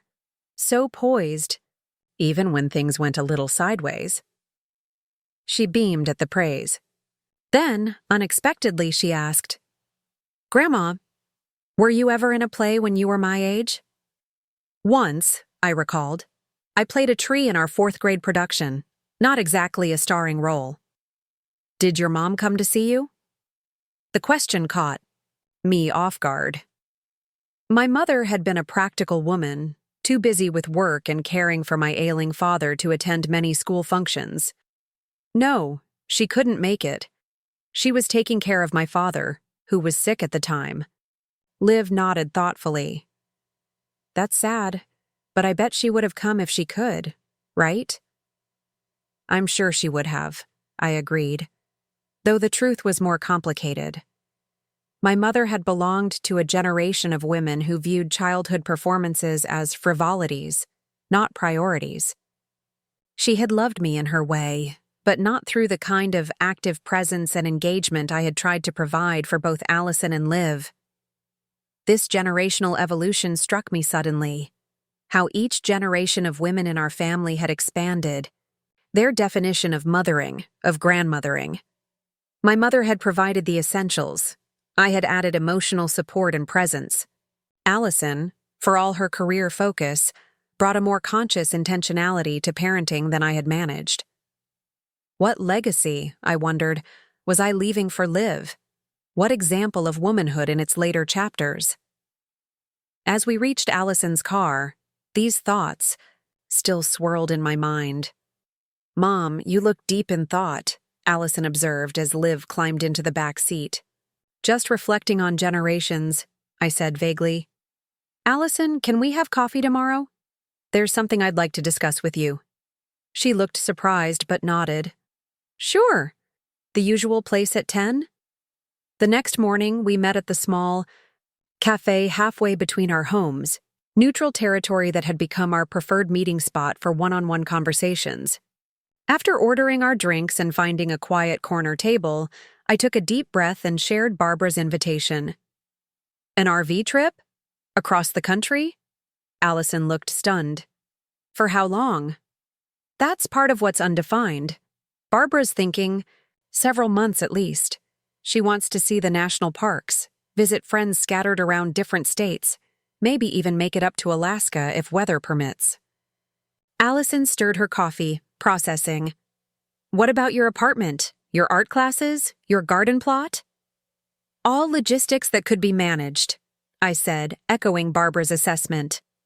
The real question is about my role in your lives. In Liv's life particularly. We have our schedule, our routines. Would it be disruptive for me to be gone for an extended period? She studied me for a long moment. Mom, are you asking my permission? The question startled me. No, not exactly. I'm considering how my choices affect others. The way Derek and I considered how our choices affected you when we moved you to the garage. Her tone wasn't accusatory, but reflective. That worked out badly for everyone. I acknowledged the point with a nod. True, but this is different. Liv is at a formative age. Our relationship is important to her. It is, Allison agreed. But so is seeing her grandmother embrace life fully, follow her own dreams. She reached across the table to take my hand. Mom, if you want to go on this adventure with Aunt Barbara, you should go. We'll figure out the logistics. Maybe Liv can FaceTime with you from different places along your route, a virtual geography lesson. And who knows? Maybe we could even fly out to meet you somewhere along the way for a mini vacation. Her supportive response moved me deeply. 6 months ago, such a conversation would have been unimaginable. Me considering an extended absence. Her facilitating rather than resisting it. We had come so far from the days of unspoken expectations and inequitable sacrifices. Thank you, Allison. That means a lot to me. She squeezed my hand before releasing it. Just promise me one thing. You'll wait until after Liv's musical to make any decisions. She's so excited about you being there. Absolutely. I wouldn't miss it for the world. The night of Liv's opening performance arrived with all the nervous energy and excitement such occasions generate. I arrived early, securing a seat in the front row, my camera ready to record. The elementary school auditorium filled quickly with parents, siblings, and grandparents, all armed with flowers and proud smiles. To my surprise, Derek slid into the seat beside me just as the lights began to dim. Didn't think I'd make it, he whispered. Rescheduled the client dinner. Some things are more important. The simple statement, so at odds with the priorities he had demonstrated for years, caught me off guard. Before I could respond, the curtain rose and Liv appeared, center stage, her face alight with the magic of performance. For the next hour, I was transported, not just by the charming if somewhat chaotic elementary school production, but by the sight of my granddaughter fully in her element. She sang with clear confidence, delivered her lines with perfect timing, and moved across the stage with a grace that belied her 10 years. When she delivered her final monologue about the power of dreams to transform reality, I felt tears spring to my eyes. Beside me, Derek was similarly affected, discreetly wiping his eyes as the audience burst into applause. When Liv took her bow, beaming with accomplishment, he leaned over to me. She's amazing. Thank you for helping her prepare. She did all the hard work, I demurred. I just provided an audience. After the performance, as parents and children milled about in the lobby, Liv ran to us, still in her costume, her face flushed with excitement. Did you see? Did you watch the whole thing? Every magical moment, I assured her, presenting the bouquet of flowers I had brought. You were absolutely wonderful. Derek knelt to her level. Superstar performance, Liv. I'm so proud of you. She looked at him in surprise. You came? But what about your important dinner? Nothing's more important than seeing my daughter shine, he said simply. As we walked to the car together, a family unit reconfigured but intact, I felt a deep contentment. The past 6 months had transformed us all in ways both subtle and profound. Derek, once so focused on career advancement that family events were secondary, had reprioritized. Allison had developed a new appreciation for the value of care work. Liv was blossoming in the security of knowing she was genuinely seen and valued by the adults in her life. And I had reclaimed my identity beyond the narrow confines of helpful grandmother. The following Sunday, as we gathered for our regular dinner, I formally announced my decision to join Barbara on the RV adventure. "We'll start in early June," I explained, showing them the rough itinerary Barbara had sketched out, beginning with the Southwest, Grand Canyon, Zion, Bryce, then working our way up through the Rockies toward Yellowstone. Liv's eyes widened as she traced the route on the map. "You're going to see all these places? For real?" "That's the plan," I confirmed. "And I'll send you postcards from everywhere we stop. Plus, we can video chat so you can see some of these amazing places virtually." "Can I come visit you somewhere?" she asked eagerly. "Like, could we meet you at one of the cool places?" I glanced at Allison and Derek. "That's something for your parents to decide, but I'd love it if you could." Derek nodded thoughtfully. "We could probably arrange something during summer break. Maybe meet you at Yellowstone or Glacier." The casual way he incorporated my adventure into family planning, treating it as an opportunity rather than an inconvenience, confirmed how far we had come from the days when my needs were subordinate to everyone else's convenience. As dinner progressed, we discussed practical arrangements, how to handle my apartment during my absence, how to maintain our connection across distance, how to adjust our visitation schedule upon my return. The conversation flowed with a mutual respect and consideration that would have seemed impossible in the wake of the garage incident. After dinner, as Liv helped clear the table, Allison pulled me aside. "Mom, I've been meaning to tell you something. Watching you these past 6 months, seeing how you've rebuilt your life on your own terms, it's been inspiring. Not just for Liv, but for me too." Her words touched me deeply. "How so?" "You've shown me that it's never too late to stand up for yourself, to claim your own happiness, and that loving someone doesn't mean sacrificing yourself completely." She smiled ruefully. "These are lessons I hope to apply better than I have in the past." The following weeks were a whirlwind of preparation. Barbara arrived with her compact RV, a 20-foot model she had named Liberty, and we set about planning our route in greater detail, gathering supplies, and making arrangements for my apartment. I sublet it to Eleanor's niece, who needed a temporary place while her own home was being renovated, ensuring the space wouldn't sit empty and my plants would be tended. The garden committee graciously reassigned my plot to a family on the waiting list, with the understanding that I'd be welcome to take another upon my return. My art instructor suggested I bring sketching materials to document our journey, perhaps creating a travel journal of watercolors to preserve our experiences. Through it all, Liv remained my enthusiastic supporter, helping to research interesting sites along our planned route and creating a special journal where I could record adventures to share with her later. "Make sure you take lots of pictures of animals," she instructed seriously, "especially bears and wolves, but not too close because they're dangerous." "Safety first," I assured her, touched by her concern. "No close encounters with wildlife." The evening before our departure, we gathered one last time at Allison and Derek's house. They had organized a small send-off party, complete with a cake decorated to look like an RV and a gift, a high-quality digital camera for documenting every adventure. As the evening wound down, Liv presented me with her own gift, a carefully crafted bracelet of colored beads. "I made it in art class," she explained. "Each color means something. Blue is for the sky, you'll see, green for the forests, red for the rocks in the Grand Canyon." I slipped it onto my wrist, deeply moved by the thoughtfulness behind it. "I'll wear it every day, sweetheart, and whenever I look at it, I'll think of you." Later, as Barbara and I prepared to leave, Derek surprised me with an envelope. "A little something extra for the trip," he said. "From both of us." Inside was a generous gift card for gas and supplies, along with a handwritten note. Thank you for teaching us the true meaning of family. Safe travels and swift return. With love, Derek and Allison.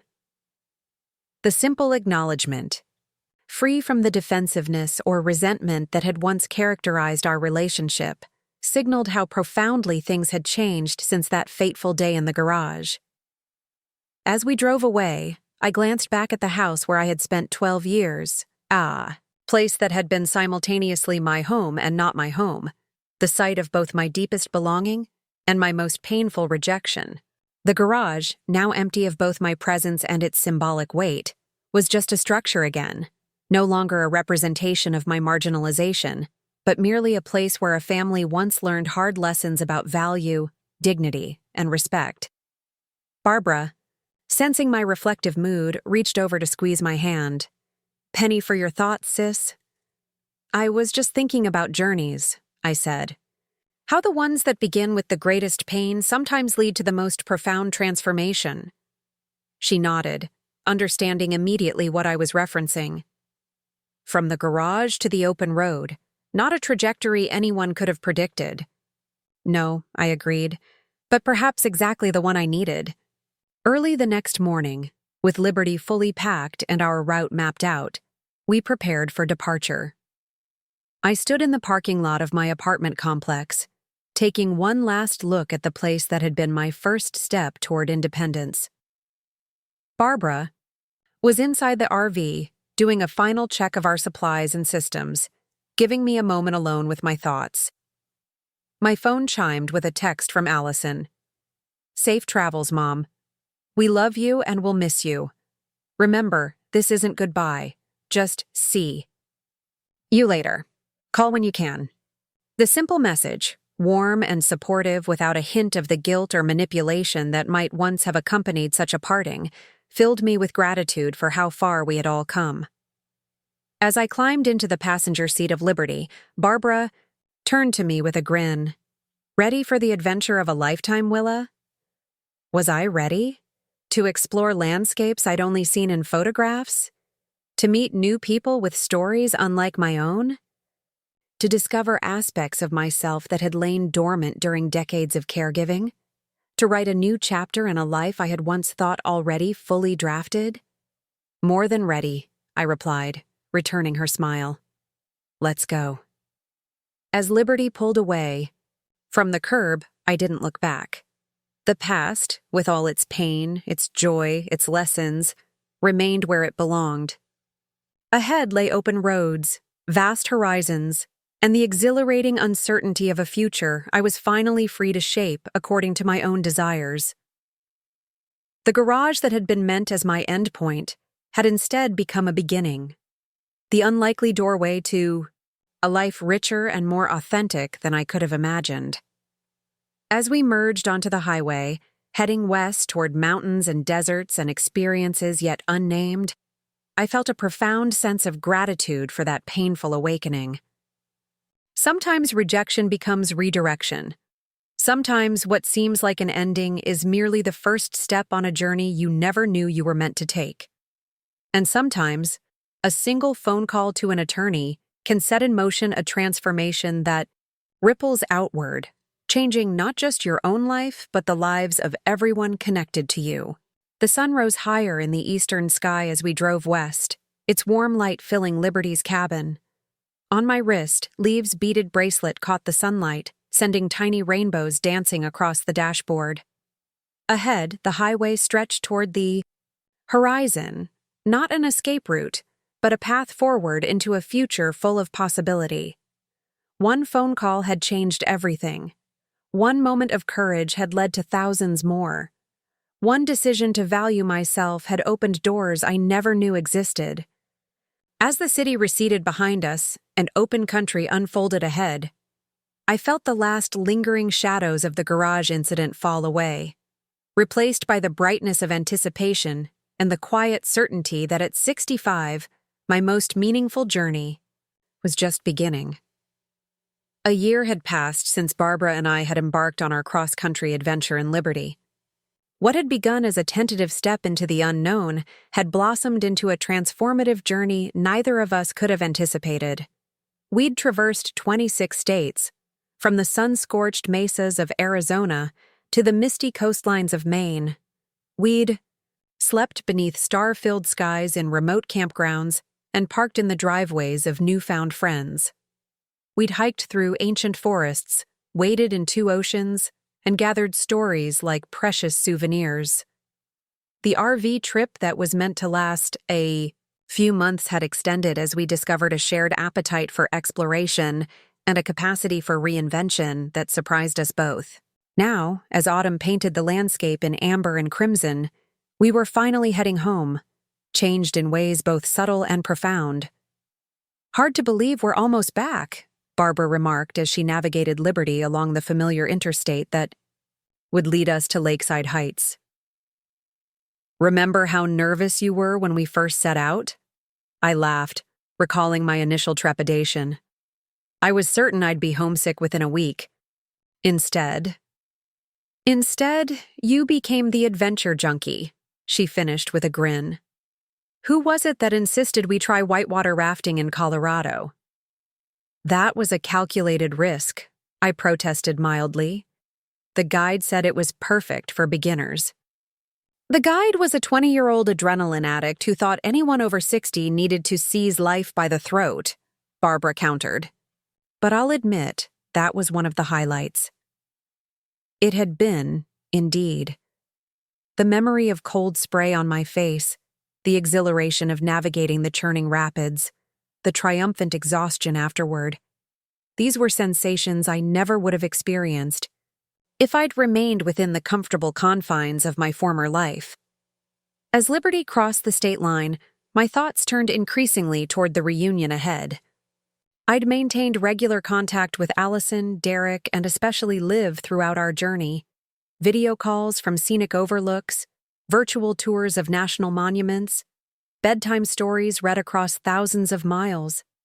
They'd even joined us for a week in Yellowstone as planned, where Liv had embraced the adventure with characteristic enthusiasm, filling 3 disposable cameras with wildlife photos. But digital connections and a brief vacation were different from the day-to-day reality of being present in each other's lives. How would we all navigate the shift back to proximity? Had our time apart changed the dynamics we'd so carefully reconstructed after the garage incident? "You're quiet," Barbara observed, glancing at me. "Nervous about going back?" "Not nervous exactly, just contemplative. So much has changed in the past year. In me, especially. I'm not the same person who left. That's generally the point of journeys," she said with the gentle wisdom that had guided us through many challenging moments on the road. "The question is, what will you do with all you've discovered about yourself?" It was the central question, indeed. The journey had awakened capacities I'd forgotten I possessed: resilience, adaptability, curiosity, joy in the unexpected. I'd rediscovered old passions and uncovered new ones. Landscape photography, stargazing, writing short stories inspired by our travels. I'd met dozens of remarkable women my age and older who were crafting rich, purposeful lives beyond traditional notions of grandmotherhood. Most importantly, I'd developed a deeper relationship with myself, learning to listen to my own desires, honor my own boundaries, and value my own company in a way that had eluded me for decades. The woman returning to Lakeside Heights was both familiar and fundamentally transformed, like a melody played in a different key.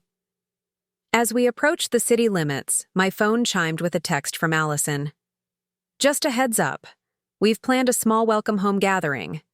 Hope that's okay. Nothing fancy. Just family and a few neighbors who've missed you." I smiled at her consideration in warning me. The old Allison might have surprised me with such a gathering, assuming I'd be delighted without checking. The new Allison recognized my potential need to prepare mentally after months of relative solitude. "Looks like we're headed straight to a party," I told Barbara, showing her the text. "Perfect. I'm dying for some real food that doesn't come from Liberty's tiny refrigerator." We arrived at Allison and Derek's house in the golden light of late afternoon. The driveway was lined with cars, and balloons tied to the mailbox fluttered in the autumn breeze. Before we could even exit the RV, the front door flew open, and Liv came racing down the path, her legs longer than I remembered, her face alight with joy. "Grandma! Aunt Barb! You're finally home!" She flung herself into my arms the moment I stepped onto the driveway, nearly knocking me off balance. At 11, she was in that magical space between childhood and adolescence, still eager for hugs, but increasingly conscious of her growing maturity. "Let me look at you," I said, holding her at arm's length. "You've grown at least 2 inches. 3, she corrected proudly. "And I got my braces last month. See?" She flashed a smile, revealing a neat row of metal brackets. "Very sophisticated," I approved. "And how's middle school treating you?" "It's mostly good. I joined the drama club and the environmental committee. Oh, and I'm learning clarinet." Her enthusiasm washed over me like warm sunlight after a long winter.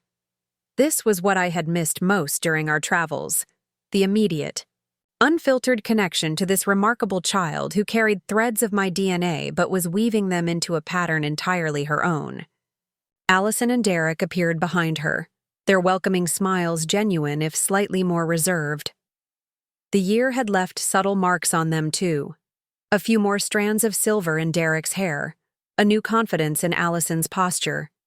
They embraced me warmly, then led us into the house where a small gathering of neighbors and friends awaited. The celebration was lovely. Thoughtfully prepared food, questions about our journey, exclamations over the photographs I showed on my tablet. Eleanor from my apartment complex was there, along with several other neighbors who had become friends during my post-garage renaissance. They seemed genuinely glad to see me, confirming that I had built connections beyond my role as Liv's grandmother. As the evening progressed, I found myself drawn into conversation after conversation, sharing tales of our adventures that elicited both amazement and the occasional concerned gasp. "You went paragliding? At your age?" Through it all, I observed the subtle dynamics of the gathering, the way Derek deferred to Allison on certain topics, the ease with which Liv navigated the adult conversations, the respectful way they all included Barbara in their questions and attention. Near the end of the evening, as guests began to depart, Derek approached me with a glass of wine. "Got a minute for a private chat?"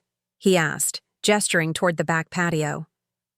Curious, I followed him outside, where the autumn evening had turned cool enough to require the sweater I'd grabbed on the way out. We sat in the patio chairs facing the garden, which showed signs of recent attention: pruned shrubs, fresh mulch, late-blooming chrysanthemums adding splashes of color. "You've kept the garden nice," I observed, remembering how it had once been exclusively my domain.